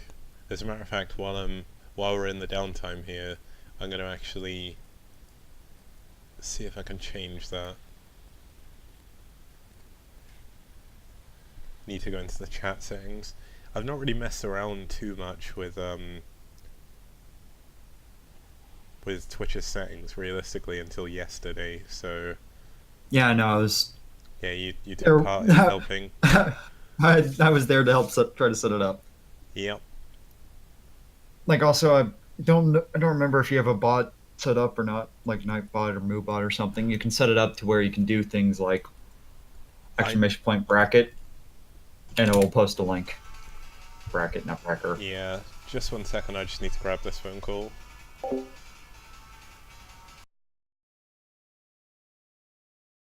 So, glad you all have been enjoying this little tournament. While we wait for our finals match, I think we're still waiting on the other two to finish up their game. At least hasn't been reported yet. Nope.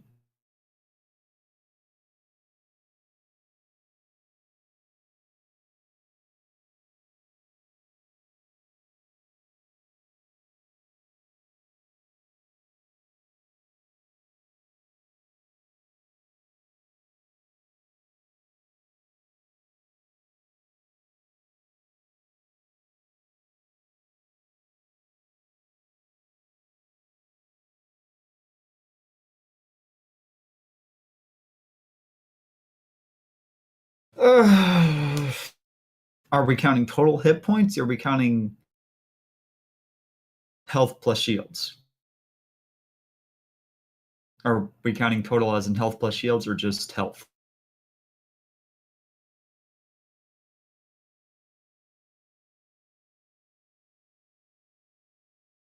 I think it has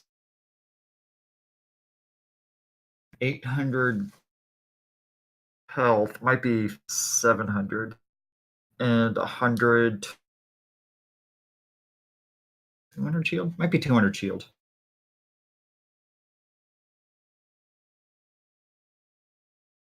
I think that's it. I think it's around 1,000 health. 750, 750? I thought it was 1,000 flat. I thought it was 1,000 total.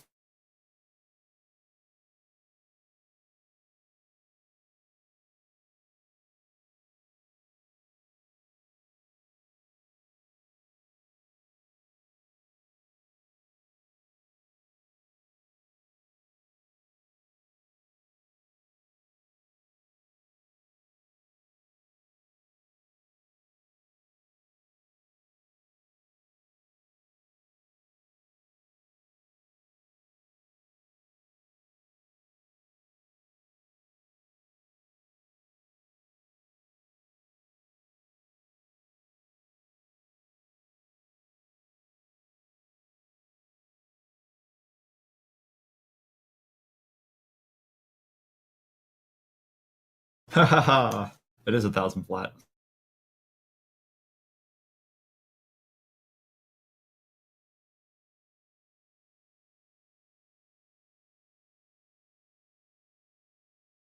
That's right.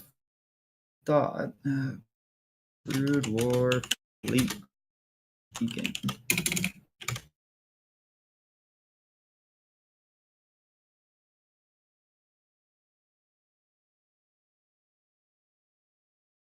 Oh, it's 500, 500. I thought it had more flat health and less shields. Huh. And I'm back. Are we Welcome still back. waiting on the other two, I guess? That's what it looks like. Hasn't been updated yet on the on the bracket as well. bracket, so.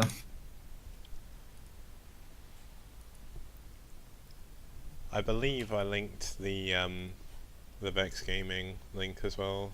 That's Yeah, you did. Yeah. Either way, if you do like what you're seeing today, you can always hit the follow button to like, I don't know, support me. That'd be nice. But it's not mandatory. I don't know why I'm pointing. It's not like I'm live on a webcam right now. What I need to do is just for when there's downtime, I need to do like get one of those like I don't know if anyone's watched Beast or Flash stream, but there's like that up button on Africa that they just spam click. So I need to get one of those, just like spam click the follow button. But that would yeah, that would be stupid. I have a we'll be right back overlay. Just a quick little thing that just takes up the screen and goes, we'll be right back. Yeah, what I need to do is I need to set up a little overlay thing that I can I sort of ran out of time today before because I went out about 1 o'clock, got back about 5ish, and then by the time I'd realised it was already 6 when the whole thing was starting. So that's a bit unfortunate. I wonder how their game's going. Maybe they're both Terran. Maybe it's just a really long TVT. No, that could be. TVTs do take a while. I played a TVT on ladder the other day that was, well, let's just say it lasted an hour 10 minutes with me mining like 1 base maximum at a time. So it was kind of stupid. I did win, but I don't know how. As a matter of fact, I wonder if I can find the replay, because we're not doing anything else. I'm just going to speed through how stupid this game was, because it really was ridiculous. Like, I've not played a TVT that... Like, the guy just couldn't kill me, and I'm not entirely sure why, but I feel kind of bad for winning. Like, I don't think that I deserve to win that game at all. And that's a really weird way of looking at your own game, but... When was it? It was a few days ago after I played Pratok, I believe. Apparently I've got a replay, this was from like the 30th of March, where I played Sunken Defense. I don't remember playing Sunken Defense at all, but okay. I've got my games from Scan yesterday in here. Need to make sure I save those so I can study them. Yeah, sometimes it takes a while for me to find the autosave ones when I forget to hit save. Just because the files are a little weird sometimes. Okay, I'm just gonna load this. Just like quickly zoom through it while we've got some downtime. Give people something to watch rather than just staring at a lobby screen. It's probably one of the most ridiculous games I've ever played though. It lasted an hour and 10 minutes. The worst game I've ever played was a 2-hour-long TBT, and that was because all I had left was a Wraith, and all we had left was like 4 buildings and a turret, and I was trying to snipe it but I couldn't. So I eventually lost because he just killed it. I believe it was this game. Yeah, I think it was, because I eventually managed to go to the bottom of the map. But he does a really nice push early on. He goes to that tank. My second factory was quite late. So he punished my 1 rack technique. Oh, he actually goes into vultures to start with. Oh, that was it. Yeah, so he gets past my tanks on the ramp with vultures, kills the majority of my SCVs that I didn't get away. They're actually all hidden by my bunker. My tanks were actually trapped by my factories, by mines, and one of them goes down there.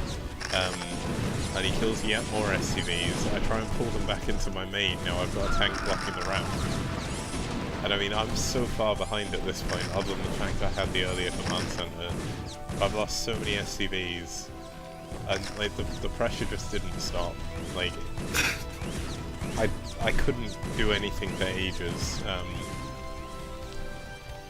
I mean, if I remember rightly, yeah. So he gets a dropship and drops some more vultures in my base. He's actually got 2 dropships now. So my tank gets walled off again. There's 2 vultures against my 3, so I managed to clean them up, but I'm still on like very few SCVs again, and I'm just sort of struggling like really badly in this game to like properly do anything. I can't move down my ramp because there's too many mines. I don't have any scans, so I can't actually scan anything, and he's still just flying around with dropships. Dr. Shrinker is out of game now. Okay, perfect. Can you just ask if they're done? I guess I could check the brackets. Time 16 isn't very fast, realistically. I mean, everything's moving really fast, but yeah. Okay, I'm just gonna leave this replay, because hopefully they're done this series. Why'd I type at? I don't know. Yeah, they're I don't know why done. I typed They're at. done. Okay. Okay, so Dr. Shrinker actually won 2-1. Okay. So it's Dr. Shrieker versus Eon Zerg Yep. in our finals.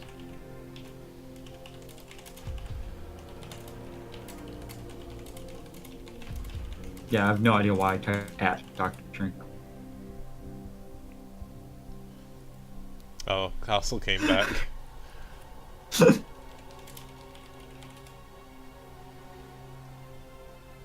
Yeah, so they're going to veto for the starting map. Yep.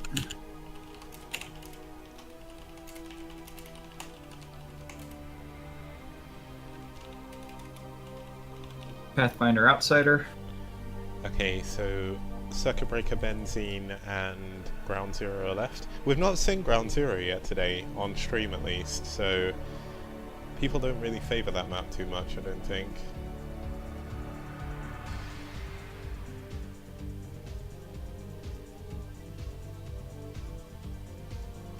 I don't think they understand.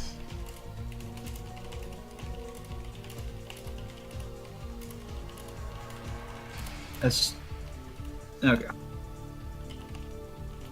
Oh, they're already in the game. I guess we'll... Did they already start the game? No, SS2, Oh. like, Shrinker disappeared. Well, I guess we'll just join, because, here's where they start the game when we can't stream it. That would be... Wait, oh, it's S. I was like, Yeah, it's SSS2S, with 2 even. Well, either way, they're going to be playing all the maps if Eon Zerg doesn't win or Shrinker doesn't win 2-0 or 3-0 even.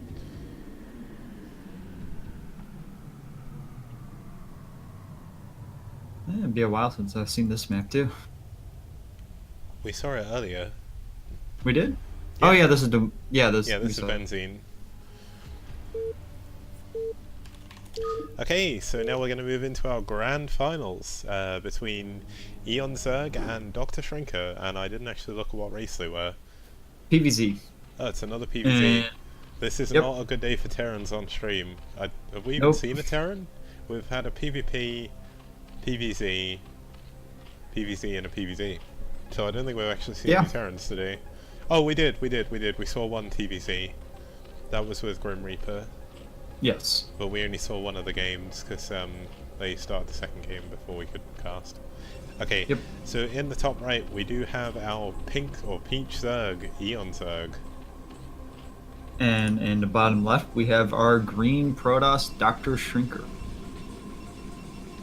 Okay, now Shrinker has shown his PvZ is pretty good because Faust, SCC Faust, is actually a really good Zerg in CVP, so looks like he's going to go for the standard Forge Fast Expand as well, opting to go for a more traditional wall. He's probably going to get the Forge there and a gateway that side with a cannon sort of in the middle. I believe this pylon placement's a little bit better for cannons against Hydralisks. Yeah, it's a little bit harder to reach with the Hydralisk till they have range, I believe. Now the one thing going into this, Eon Zerg of course wouldn't have been able to see what was happening in Dr. Shrinker's games before, and Dr. Shrinker would have been in the same situation because he was actually playing against Jojo Man or Jonah Man. And they're on turn rate 8. Yeah, which is correct to the rules. I only said it's turn rate 8 because it's the same as ladder. And I know a lot of people are mainly going to be playing ladder these days. Oh, Dr. Shrinker gets his probe trapped here. Is he going to be able to get out? Yeah, he does. Yeah. He doesn't take any hull damage either, so he's just going to slowly regenerate those shields and just be rather annoying. There is an overpull come out here. That must have been an overpull because the Overlord's flying away at exactly the right time. And the drone is actually going to move down, try and take this hatchery. Dr. Shrinker's going to be trying... Oh, that's really annoying. Oh, that cheeky pylon. Looks like Eon Zerg not phased, just going to go and take his third hatchery somewhere else, or his second hatchery somewhere else. He'll just put his third hatchery at his nexus. Natural, even. So we do see the cannon coming up with the Forge. Similar position to what Castle had, but I think Castle's was a little bit further back. So this is better for cannons and Hydras, because I believe you can put another row of cannons there, which is always useful. The first two Zerglings are out, they're going to chase this probe around.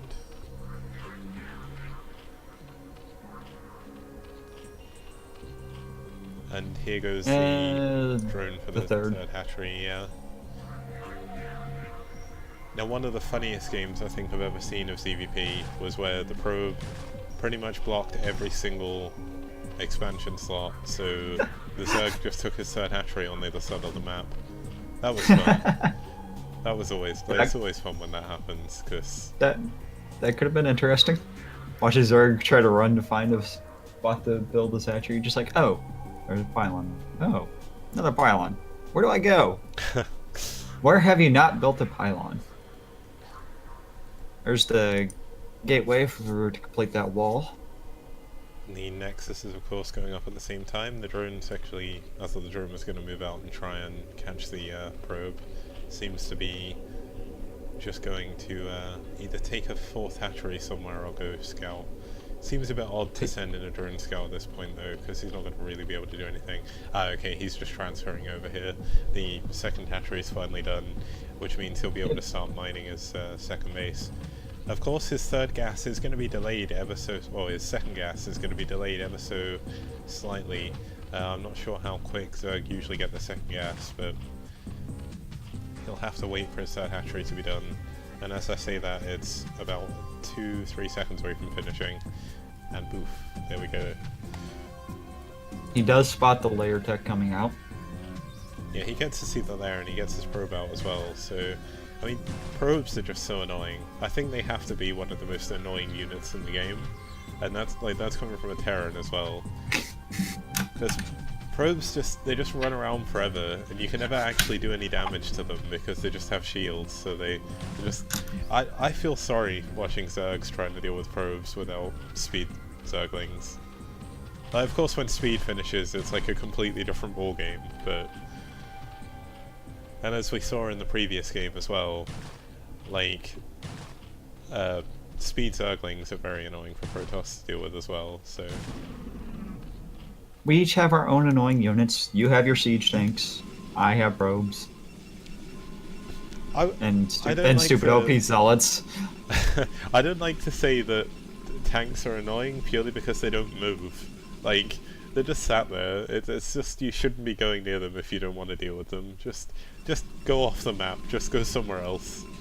Like, this is my base. But when you have half the map covered in tanks and mines, kind of hard to go anywhere else. That's why you leave and find a different game. Oh no, the Zerglings get through the wall. They made it through. Ooh, that is not good. He spots the gateway. He's going to pick off some of these probes as well. One of the gas probes does go down. He'll need to replace that when he can. Sees the extra gateways. He's actually split his Zerglings off in a really good manner, so he couldn't chase both of them. The other Zerglings have actually moved into the probe line. He's got Zerglings at both probe lines right now. Eon Zerg doing an incredible job keeping these alive. One does finally go down, but this other one's just going to run around. It looks like the probes did turn around and kill the extra Zergling there. But this Zergling's just going to be able to run around for ages, just scout everything. There's going to be no hidden tech. He sees the Templar archives, so he knows exactly that there's DTs or Storm coming. Yep. Meanwhile, back in his base, he's actually adding on... Eon's adding on 2 creep colonies already, probably getting ready for a sunken. He actually cancelled one of his lava there. That's interesting. I didn't think that was very optimal. 4 creep colonies coming out, actually. Yeah, he's adding a lot of them, probably in relation to the fact that Gateway's done. The 3 gateways he's seen in the Templar archives, I guess. He wants to be super safe. Adding another 3 creep colonies at his 3rd base. Adding his 4th hatchery, or yeah, 5th hatchery at this point. He does have Spire coming out, so that's likely a good response to that. Knowing he's not going to be at his base with too much defense, to stop those annoying Zealot run-bys, he's just going to build a load of Sunkens. There's not really going to be too much that's going to keep him...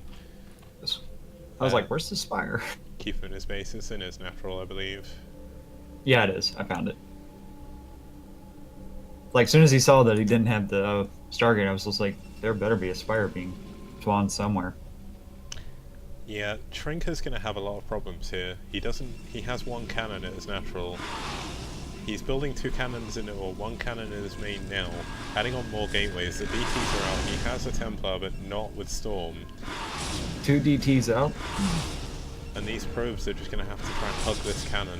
That High Templar gets sniped. That's a really good move for Eon Zerg there. Storm is so important in this matchup for the Protoss, and any High Templar lost is such a huge amount of gas to be losing this early in the game. Zealots are speed +1, and Dragoons have +1 range, it looks like. Or has no range now, at least. These Mulists still being really annoying. Just sort of they're camping this cliff here. There's not too much the cannons can do. He really needed Storm to deal with this, or at least an Archon. But the Mutalists have just got full free reign. It looks like he was going for a counterattack with those Zealots. The Dragoon does go down to the 3 Sunkens. Doesn't even manage to take out the Sunken. He drone drilled on top of them to sort of mess up their AI. He's moving back now, but he's in his base. He does try and morph an Archon. Out of range of the cannon though, and this is just going to go down before it even completes. Yeah. This Mutaplay is huge right now, and he has no responses for it. He does have this other Archon, it's just come in. It's going to force these mutants away a little bit.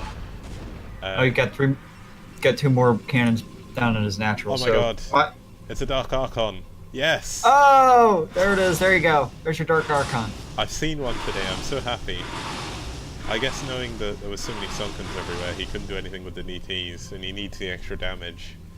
Oh, actually, they don't have an attack by the looks of it. So, Nope. I mean, is he gonna research any upgrades for them? Maybe he'll get Maelstrom, because Maelstrom against Muteless is crazy, especially combined with Storm. You Maelstrom them, they can barely move, and then they just get stormed to death. I do think it's funny the atoms are floating around the outside of the Archons, looks just like the defense matrix on Terran. Yeah. Where do you think they got the technology? Stole it from the Protoss. Probably. The Mutalists are flying in again. He needs to be a little bit more careful, knowing, oh, this High Templar's in a dangerous place. Is he going to be able to get away? Yeah, he does. So the Mutalists are just going to be as annoying as possible, getting another probe. Looks like he was actually trying to move out onto the map, but the two Archons are going to have to move back, getting even more probes. They've taken a little bit of damage from cannons, but not really enough to really bother him. And his Zealots are just sort of sat in the middle of the map.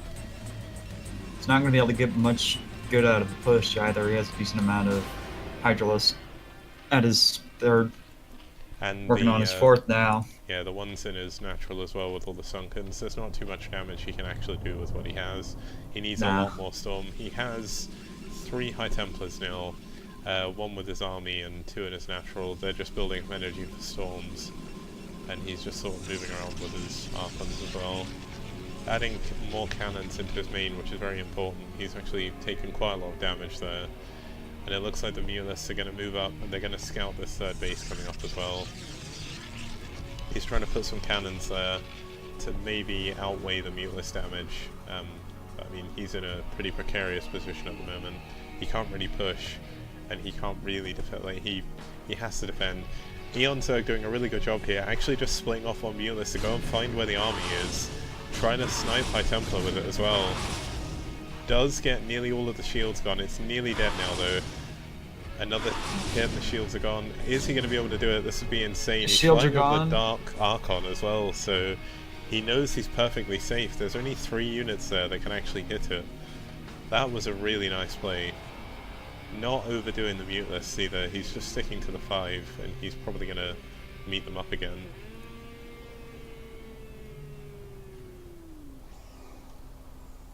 He's moving out his army. I don't know if I exactly agree with that. That's gonna have a hard time pushing up against anything that he has down here.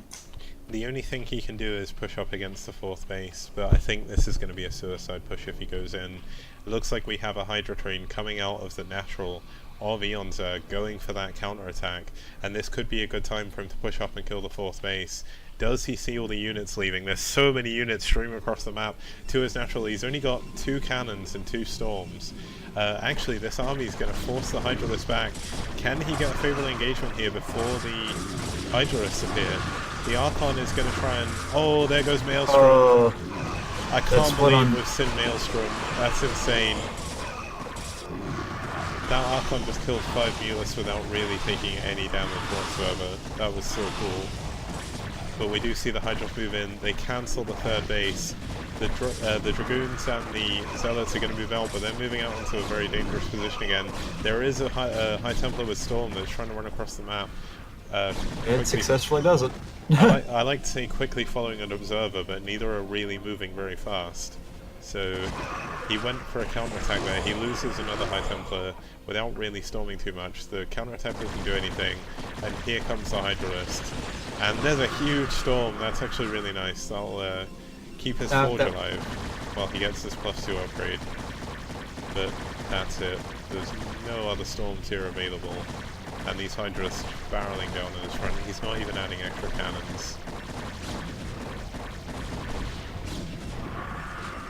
Oh, the Dragoon does manage to pick up 1 Hydra. Oh, here comes the High Templar again. You're gonna get a good storm? See that storm? Oh, nope. He didn't. Oh. He must have not realised where it was. Eon's taking a commanding lead in the game now. He's actually going to try and snipe this Observer as well. Using these Overlords really well over this dead space. There's not really too much that can kill it. Oh, here comes the Hydralisk train again. So it does. There is a lot of Hydralisks there, and they're barreling straight towards the front. He's going to try and take this 3rd Nexus again, but he just doesn't have enough to defend it. Now, losing that storm, that High Templar right there, really hurt him put him so far And behind. he got the observer with just Hydralisks. He sort of ran around this big square. That was cool. One thing you do notice in difference to how Eon is playing here and how he played against Castle. Castle was going for Corsairs early and he was pretty decent at keeping them alive as well. And it meant that Eon didn't have nearly as much map presence as he does now. I mean, look at the amount of overlords he has everywhere. A huge push coming from all sides. Oh. Zergling's actually going to try and snipe this High Templar. Can they kill it? I'm not sure it really matters. There's just so much Zerg streaming across the map. I'm actually going to zoom out to show this because I know. look how many Zerg units there are at his front. The Zergling's even coming from his own natural to surround everything. Storm does go off on his own High Templars, actually nearly killing one of them. He has not enough energy to storm again, and I believe this is lights out on the first game. That was just a lot of Zerg right there. Wasn't the High Templar at the bridge early? Or earlier, about 3 minutes ago. Really hurt. If he would have got that storm off to kill those Hydralisks, it might have turned out a little bit differently. It would have slowed him up on the attack. He wouldn't have been missing probably 8 Hydralisks. Would have gave him some time and stuff. Yeah. Okay, so they should be heading into what would be the next map. I guess we'll find out in a second, but I need to make sure I write up the rules a little bit better for the next one, just so people know exactly what maps to play in what order. But they're on circuit breakers now.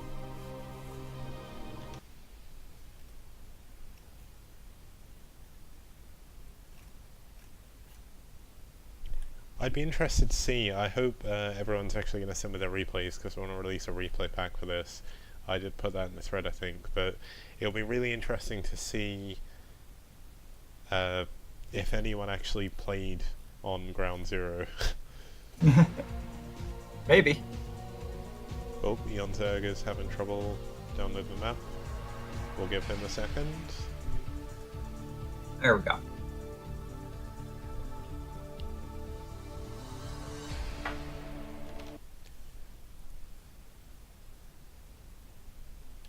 Green to you, but I'm yellow to Dr. Shrinker. So I'm green to everyone, supposedly, but Eon says 0 on the map download. I don't even see Eon in the game. Ah, okay. That could be a problem. He's probably not fully connected.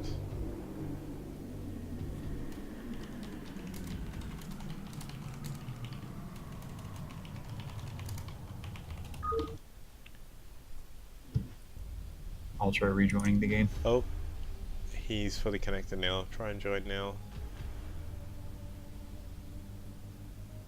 There we go. Okay, that was weird. I'm not sure why that happened. I guess Weird Eon still bugs. needs a sec though. So we'll give them a moment. Now I'm green to everyone. Yeah, no castle I saw. It's fine. Just report that you won them because he disappeared, so...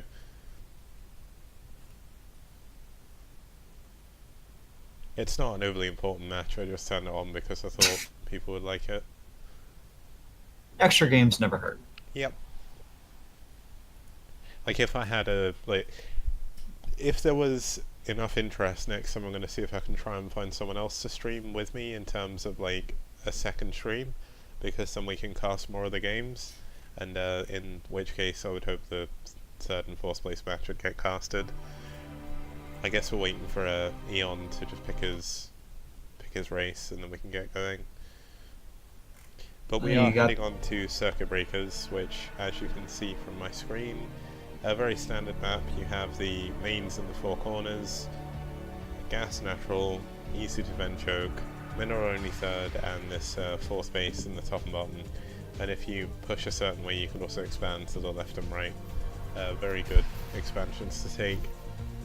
Primarily in PvZ, the Zerg would normally take a second main, I believe is the third gas. Okay, now we're heading into the game. Just gonna very quickly check. Yep, Yeah, that's fine.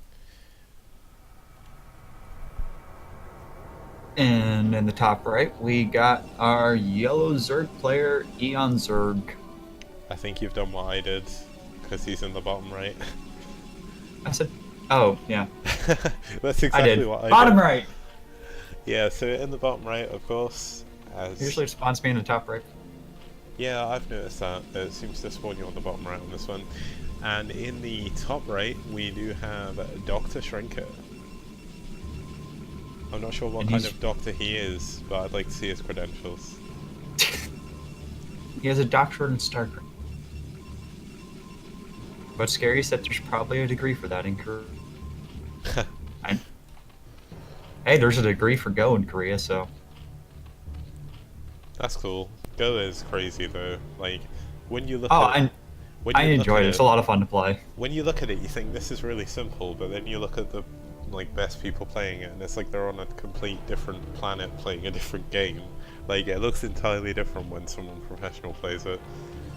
It's really popular in Japan as well. Oh yeah, you can teach someone as young as like 4 to actually play the game, and it just takes forever to actually master it.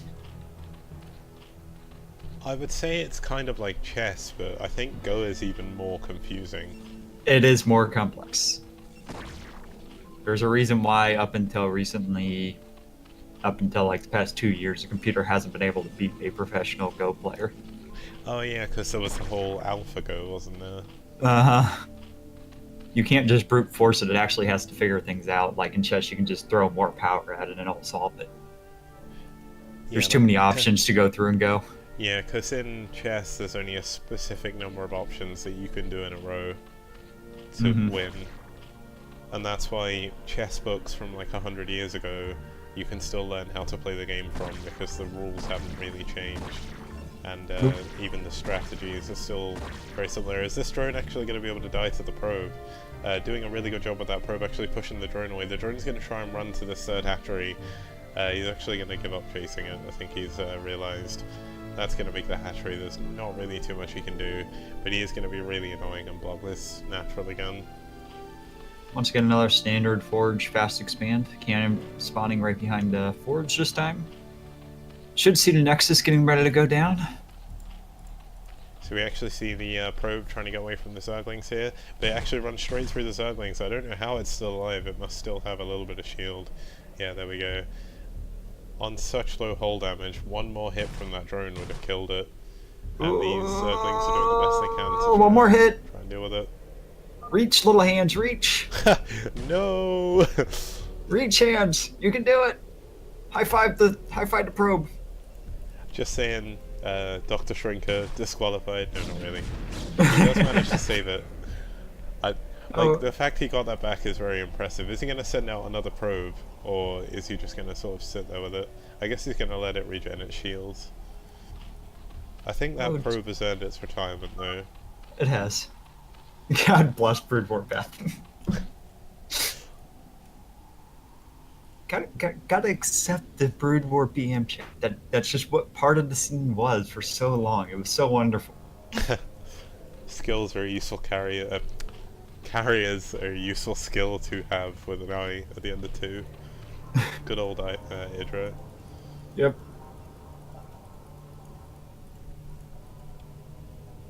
There were so many people like in the foreign Brood War scene who were known for BMing everyone. Like, I don't know if that's funny or not, because it's kind of sad.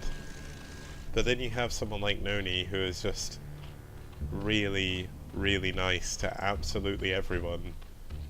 But he doesn't really talk to too many people. The people he does, he's just like super friendly to, and he's always trying to help people when they ask him.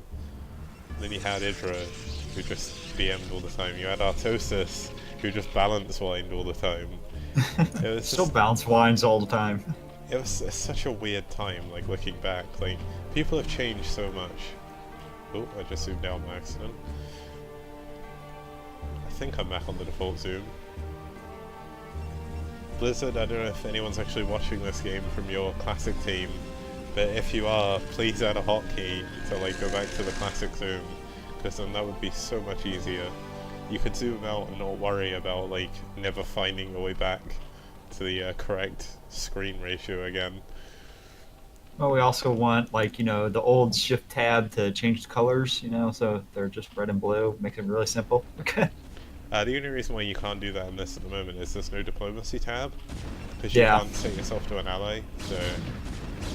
Also, the different colours are good. You can still shift tab when you're actually playing, and that's the only time it's realistically important. The only other time I think I've seen it being a problem was when they were doing the 3v3s on the remastered launch stream. But then they figured out that it's always top 3 versus bottom 3, so they worked out the alliances after the first couple of games. Yeah, I really hope to do something like that again. I know there's talk of them, of all of them wanting to do something like that again. That was a really fun stream to watch. Yeah. It was just one of those things where being in the UK, it was like such a weird time for me to watch it. Like it always finished about 2 AM every day, so I never actually caught the end of any of the days. I guess Plus, then we biggest can problem bug they shampoo. have- Oh yeah, you Shampoo. we can bug shampoo again about it. first. He was the observer at the event. Yeah, so. he was. That and Machine. Yep. Okay, so Eon's going back to this game, actually going up to the Spire with his 4 hatches, adding his 5th hatch as well with the Hydro Stand, so very standard from him. It looks like Dr. Shrinker is not going to forego a Stargate this time. He does have Nope. a Stargate, he doesn't have a Corsair yet from what I can see though. No, nothing I can tell either. Doesn't look like it's produced anything. He does have the Templar Archive built now. So we might be seeing some storms. Here comes Demutus. Oh, there's a Corsair. That's actually Oh, a no. Scourge. And Scourge. unfortunately for him, he does lose that first Corsair. Oh. Eon Zerg actually going up to 6 hatches. Is he adding a 7th as well? No, he's just adding a 6th hatch, so I think we're going to see a Hydra bust here, so going up to the Templar Archives was a very good choice. Looks like a DT has moved out, it's killed the 2 links around the front. There's not actually too much detection around the map, there is just a single Overlord at each base, but without any Corsairs he can't really push them back, so I'm not sure I really agree with this choice of going DT here.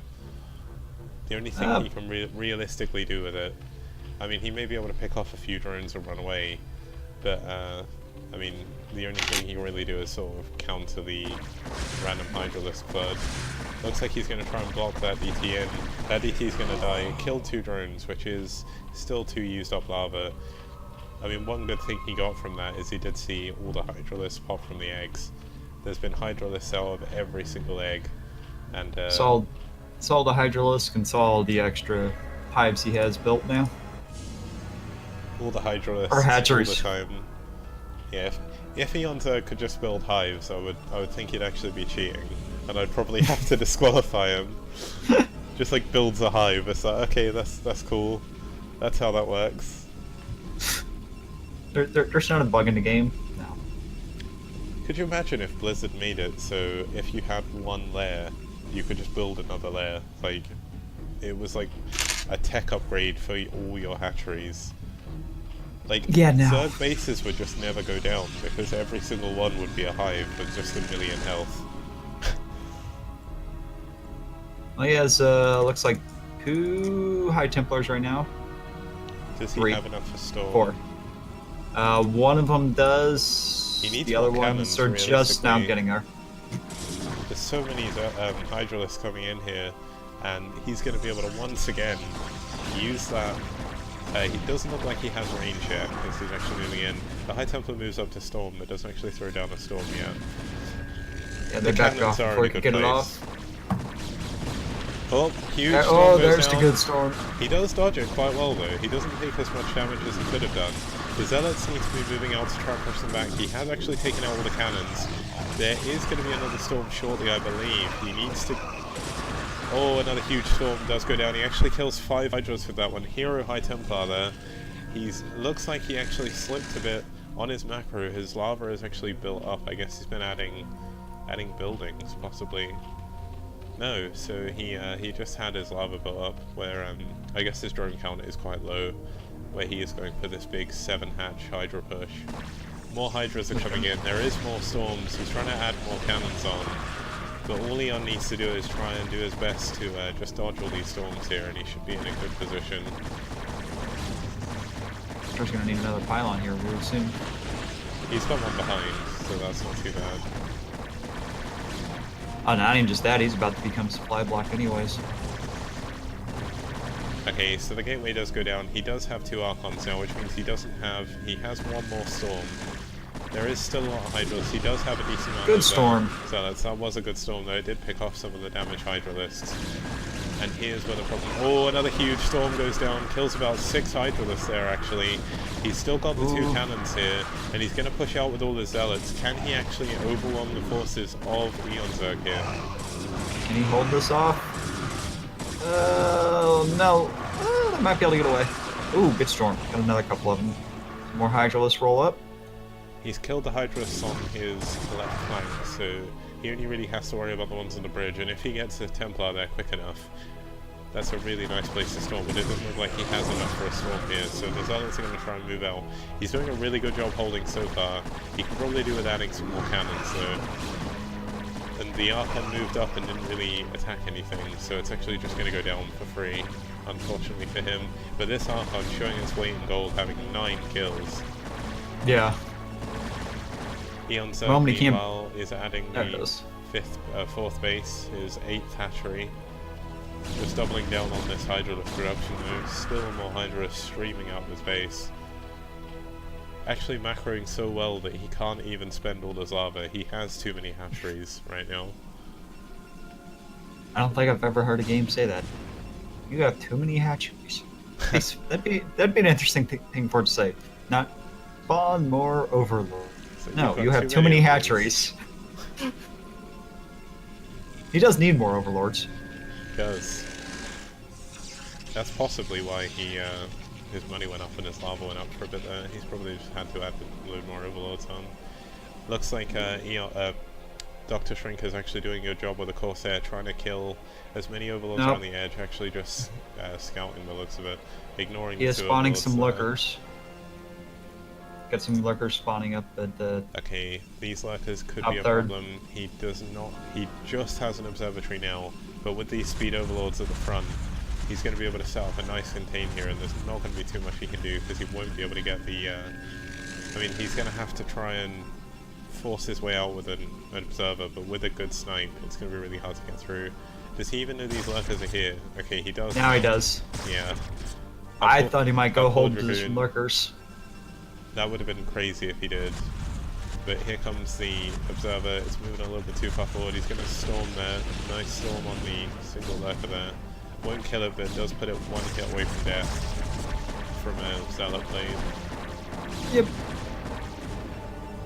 Meanwhile, while this Hydralisk dance is going on, it looks like he's just idling. Spawning... Oh, he's bringing Zerglings now. Yeah, he's idling his Corsair as well, right by 2 overlords, so that's a bit unfortunate for him. Oh, there's a drone up here.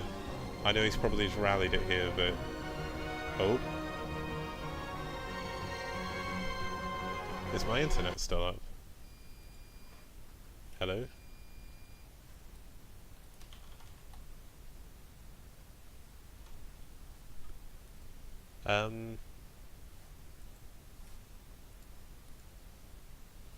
Okay, so my internet's still up, but my co-caster seems to have dropped.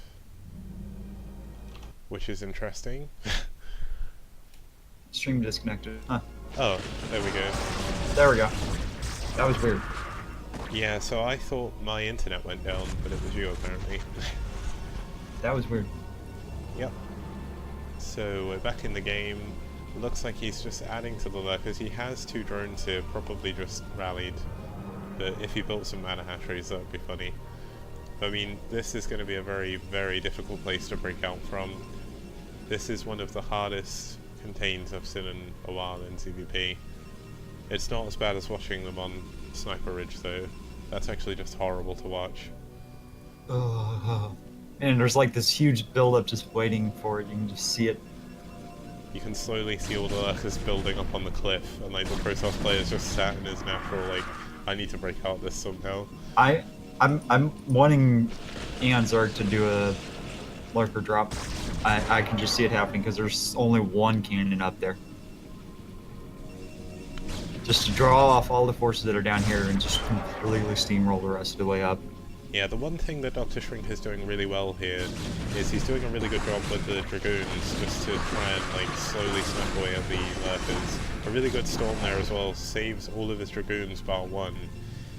As long as he just keeps adding High Templars, keeps storming, he should be able to break out of here. And if he was to now add a shuttle and go for Reaver, that would be a very good choice. There's not too much defense at any of the bases, but that of course does take a lot of APM, and he's using a lot of APM here to try and break out of the natural. And he still needs a robo yet to get the Reaver. Yeah, I just checked in his main for that. Even a shuttle would be nice, but I'm not sure if he's actually got the... Oh, he must have the robo because he has the turbos, but... Yeah, he has the robo. Looks like he's going to try and push up. There's so many Zerg, like, flooding in. You can see them on the minimap. A really nice storm goes off on the lurkers. Ooh, all these storms. He might be able to counter push off this, actually. Yeah, he has a lot of Dragoons still left alive, although he just stormed his own observer to death. So that's actually going to... Well, he has 2 more. Oh, so he does. They're at the bottom. Yeah. All the Zealots are actually trapped behind all the Dragoons that are having trouble passing out of here. So he's going to be able to break out, it looks like, but it's going to be very close. The Templar just stood there right in lurker fire. He needs to move those back. Another storm does go down. He gets another lurker, so he's doing a really good job here, but Eon is still just on his... I think he's on 8 hatcheries now. Just mass producing units.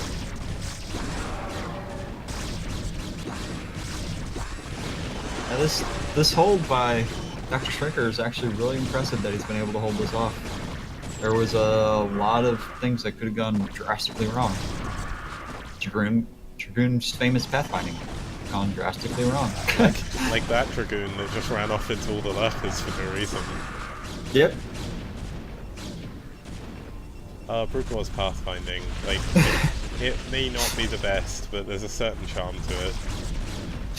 Like, to be honest, I think if Dragoons pathfinded properly, they would actually be just broken. Oh yeah, they would. You wouldn't be able to beat them with anything. Like, now, imagine if they had blank siege tanks. Okay, so it looks like, ooh, a nice storm. Ooh, good storm. And kill a lot of those Zerglings as well. I want to like have a look around the map to see what's going on, but there's so much action going around the front of this base that I can't actually check. We got a Queen's Nest, the Philo Mound going down. The Philo Mound, yeah, so Eon is going to probably look to close this out with Plague. Plague would be the most sensible choice here, I imagine.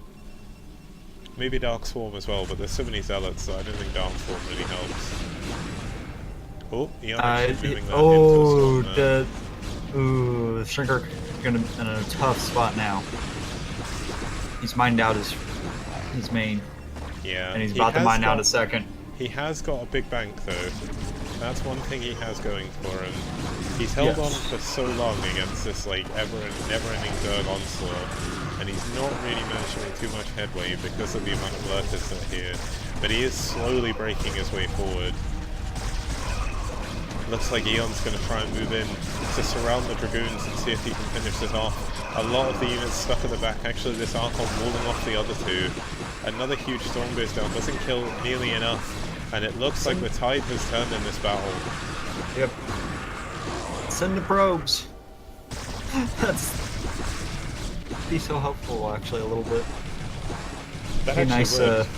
Be a nice pin cushion. Yeah, it'd be a nice pin cushion for the lurkers. Like here. There you go. Oh, these poor Archons, they're moving out. They're trying to do the best they can. A storm goes down. On the lurks. 2 of the lurkers, 2 of them go down. There's still Dragoons left alive, but there's still just so many Zerg units streaming up. Eon Zerg taking his 5th base now as well, on the pushing path. There we go. There goes Swarm. Oh. This is where the problem begins. He's lost most of his Zealots. And while this... Oh, actually, they're still doing pretty well. They are +2 against... 2 Carapace, 1 attack.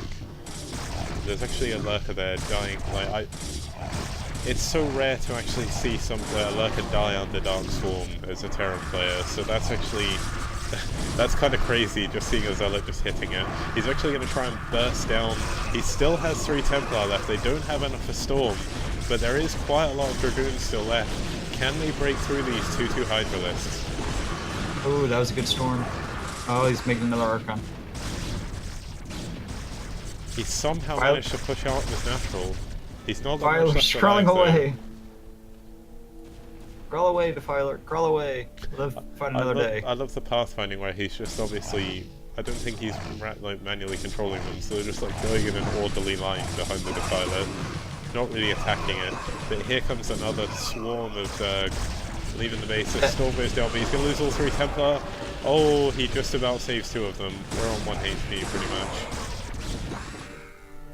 He's still not broken through all the lurkers, and this is just an overwhelming number of units. Yeah, GG. GG is called. And That after was a good. long and arduous defense, Eon That was a finally good takes the defense. second game.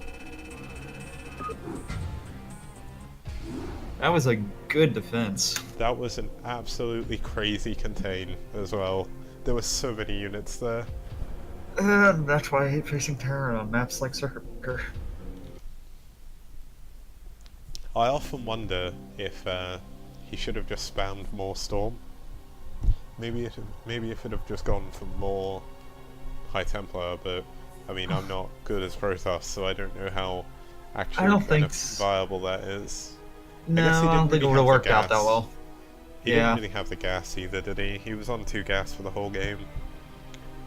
I mean, 2 Char or gas, 2 Reaver, I base. guess, is probably his best choice there. Maybe because the Reavers do outrange the Lurkers if they don't just randomly walk into it. I even logged out of StarCraft. I think, quite possibly, Reavers are the only unit with worse pathfinding than Goliaths and Dragoons, but the only reason why you don't see it is no one ever moves a Reaver around, because you don't need to. Like, you just pick them up in the shotgun and fly them around. It's a lot quicker.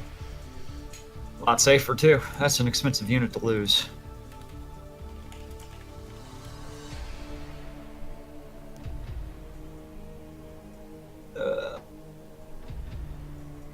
I gotta read your champ.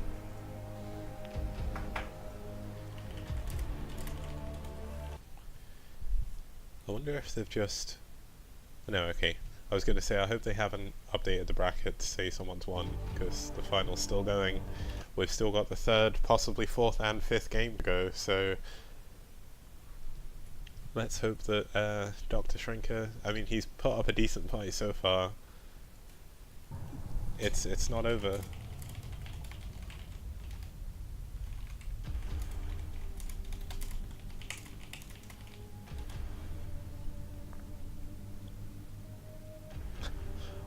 I hope he doesn't log off. That would be the most anticlimactic finish ever.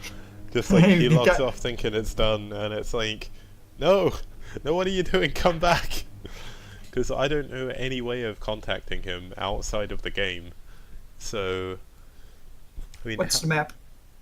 I don't know what the map would. the map is. I'll bring up the list. So they played that in the wrong order. So it's going to be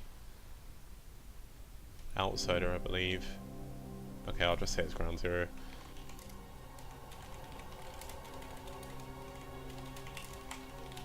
I just want to see a game on Ground Zero, so I'm willing to mess. I'm willing to mess with the order because they've already gone out of the order. They missed it on Outsider because for some reason they vetoed. Oh no, they vetoed it for the first map. Yeah, they vetoed it. And then played the first map in the line anyway because Benzene was the first map. So, okay, just waiting for him to host up, and then we can go into the final. And there's actually 108 people watching Eon Zerg right now. So Yay! that's kind of crazy.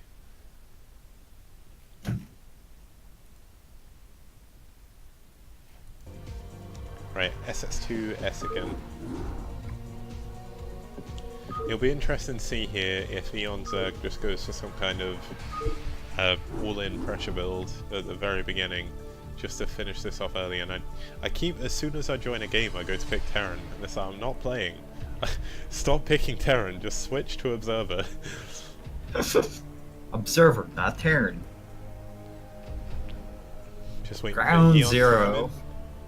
Now, this is a really good map. I love this map, but the whole middle is not buildable whatsoever. Oh So- no.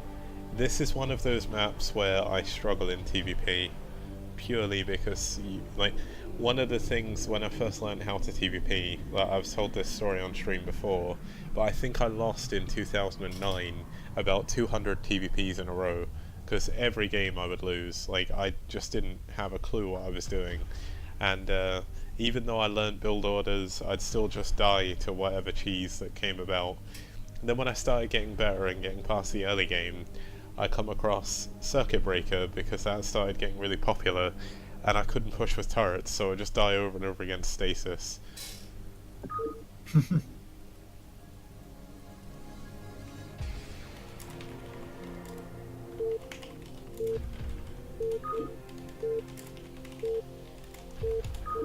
Yeah, I just randomly DC'd. That was. Okay, looks like you've DC'd again. Yeah, I see that. Okay. I wonder... I just want to observe.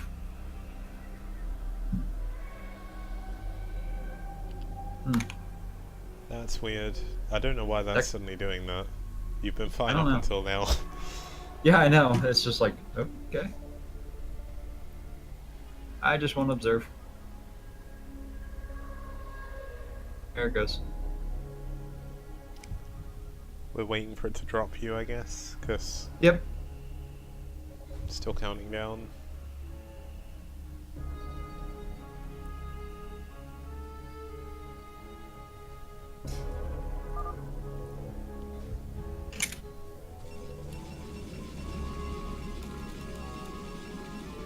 I can't send a message at all, I don't think. No. Just a. There you go. Yeah. Is there a button to do that now? Oh yeah, I can't chat here. Just, yeah, I can't tell them to... Oh, I can wisp. Yeah, you can whisper one of them.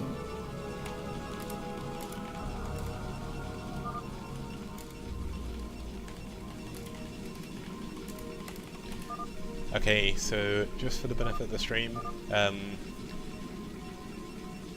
wonder... What? Oh man, they can't see my whispers. What the hell? No, they can see your whispers. No, because they said, did he say anything? And they said no. Oh. They should be able to see your whispers. That should be coming up.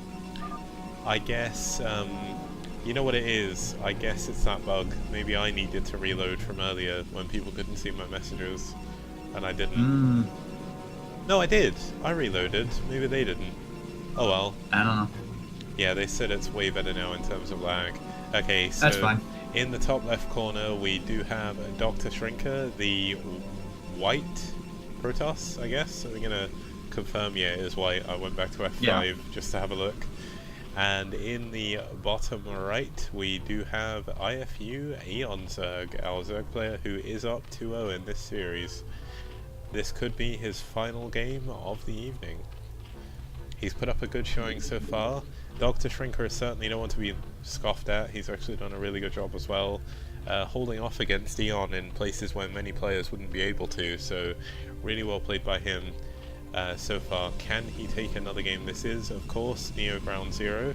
This hasn't been shown off so far in the tournament. I hope they've posted on Neo Ground Zero. I can never remember the differences. I believe this is Neo though. Ground Zero had a few weird little imbalances that they sort of ironed out.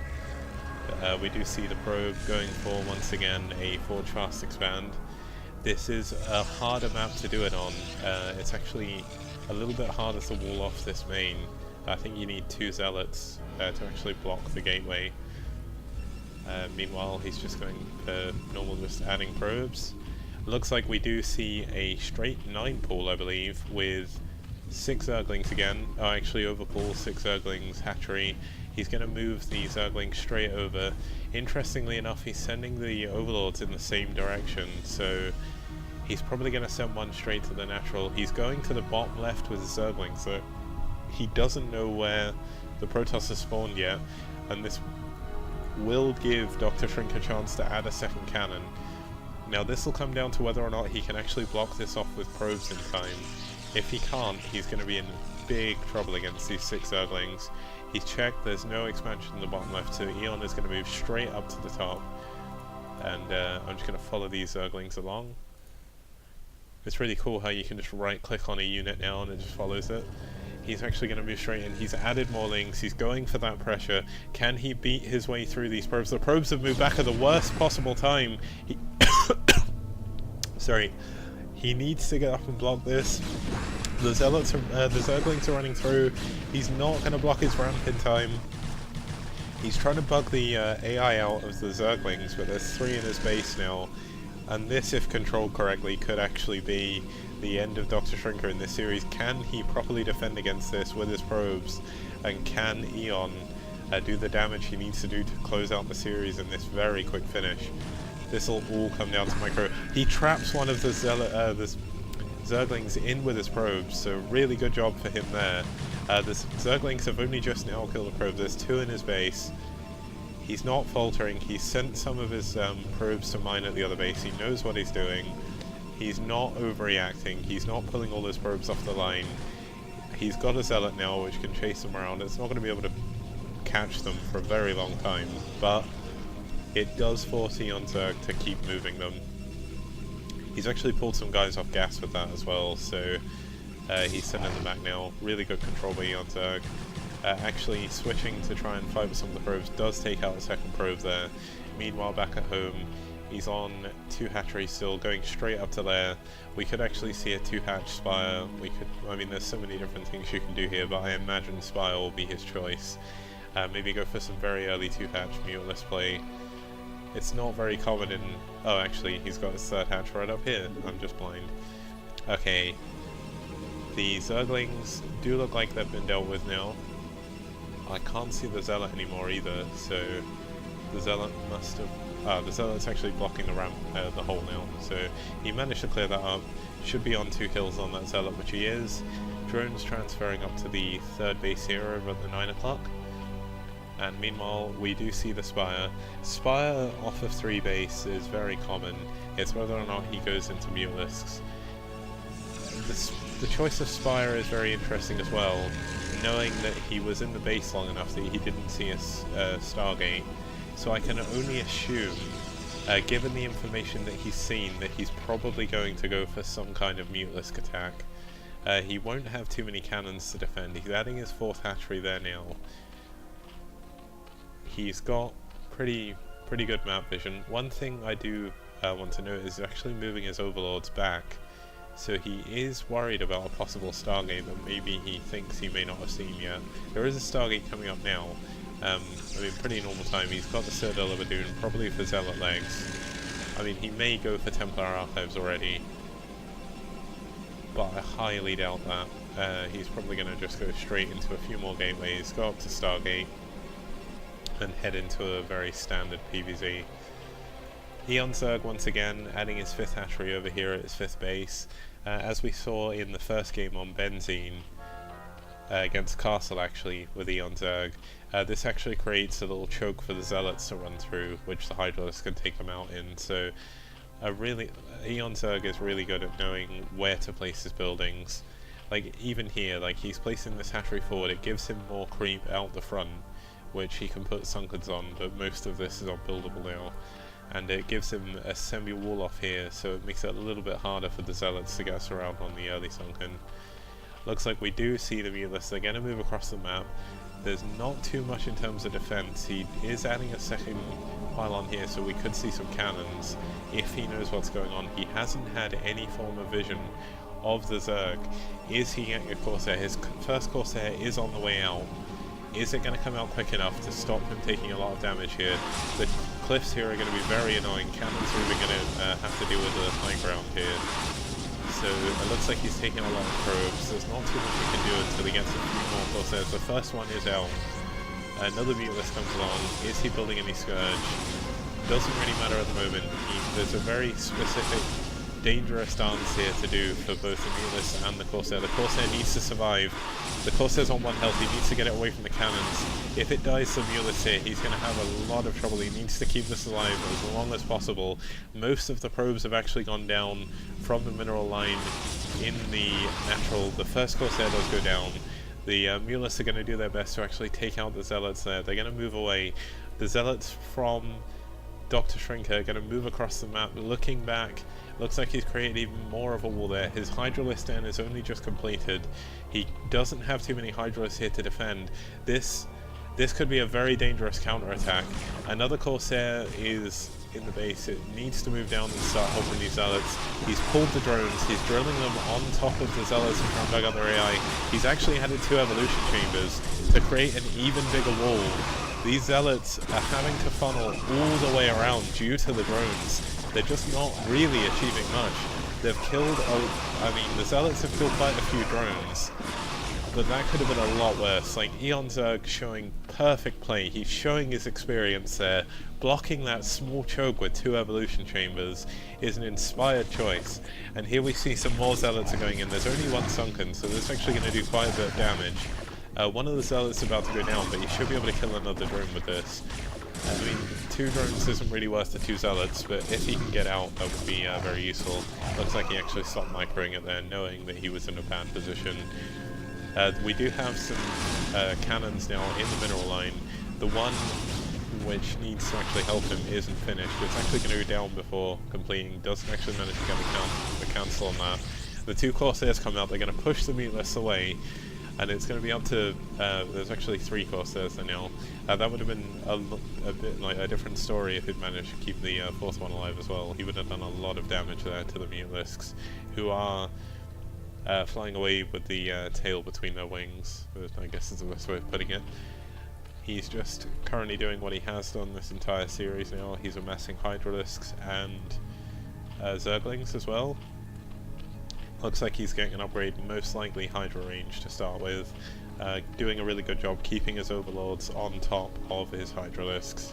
Not willing to lose too many. Actually, with speed, is escorting this overlord back to his base. This is probably the one that's being used as the stacker for the Mulisks, so nice moves there. Back in good old Dr. Shrinker's base, we see the Templar Archives coming up. Storm is going to be very important here. Only has the 3 gateways at the moment. He does have the 2 Templars there, with an Archon as well to help against the Mulisks.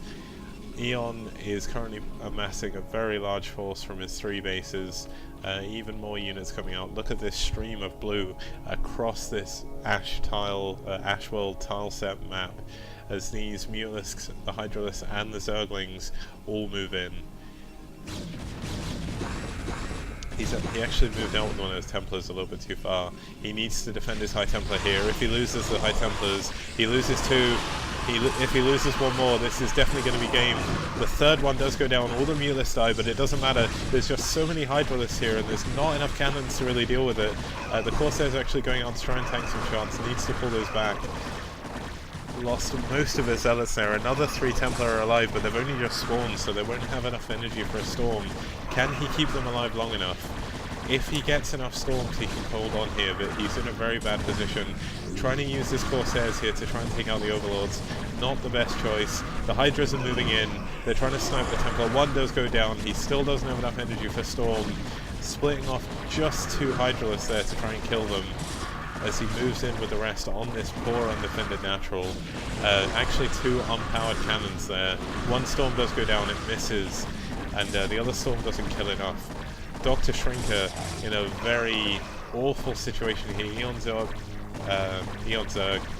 punishing him appropriately, perfectly actually. The Hydralisks are going to go down. He doesn't have enough to really defend against it. He does have the 1 High Templar, but it doesn't have enough for Storm. And this Nexus is probably going to go down.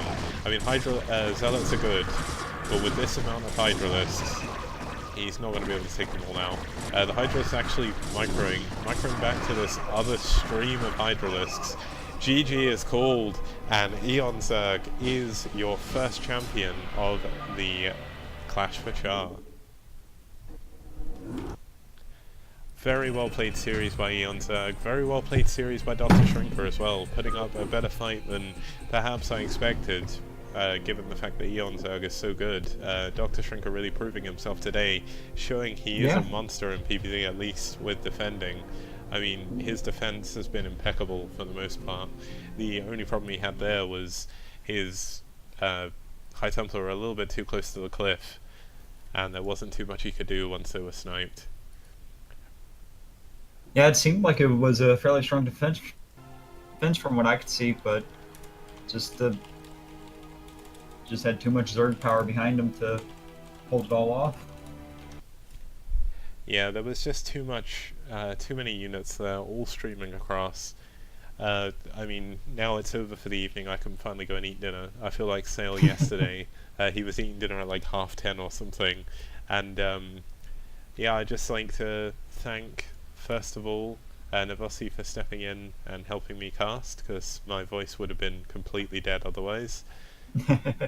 And I would also like to thank everyone who tuned in. If you like what you saw, there should be another one of these either next week or the week after, so well, thanks a lot for tuning in. I'll be streaming throughout the week, just playing my games on ladder and everything, so hope you all have a lovely end to your weekend, especially to Americans who have like 9 extra hours of weekend to what I have. I'm going to be going to sleep in about 3 hours or so, well, 2 hours now. I have to get up for work at 6:30, and I will see you all next time. Bye, everyone.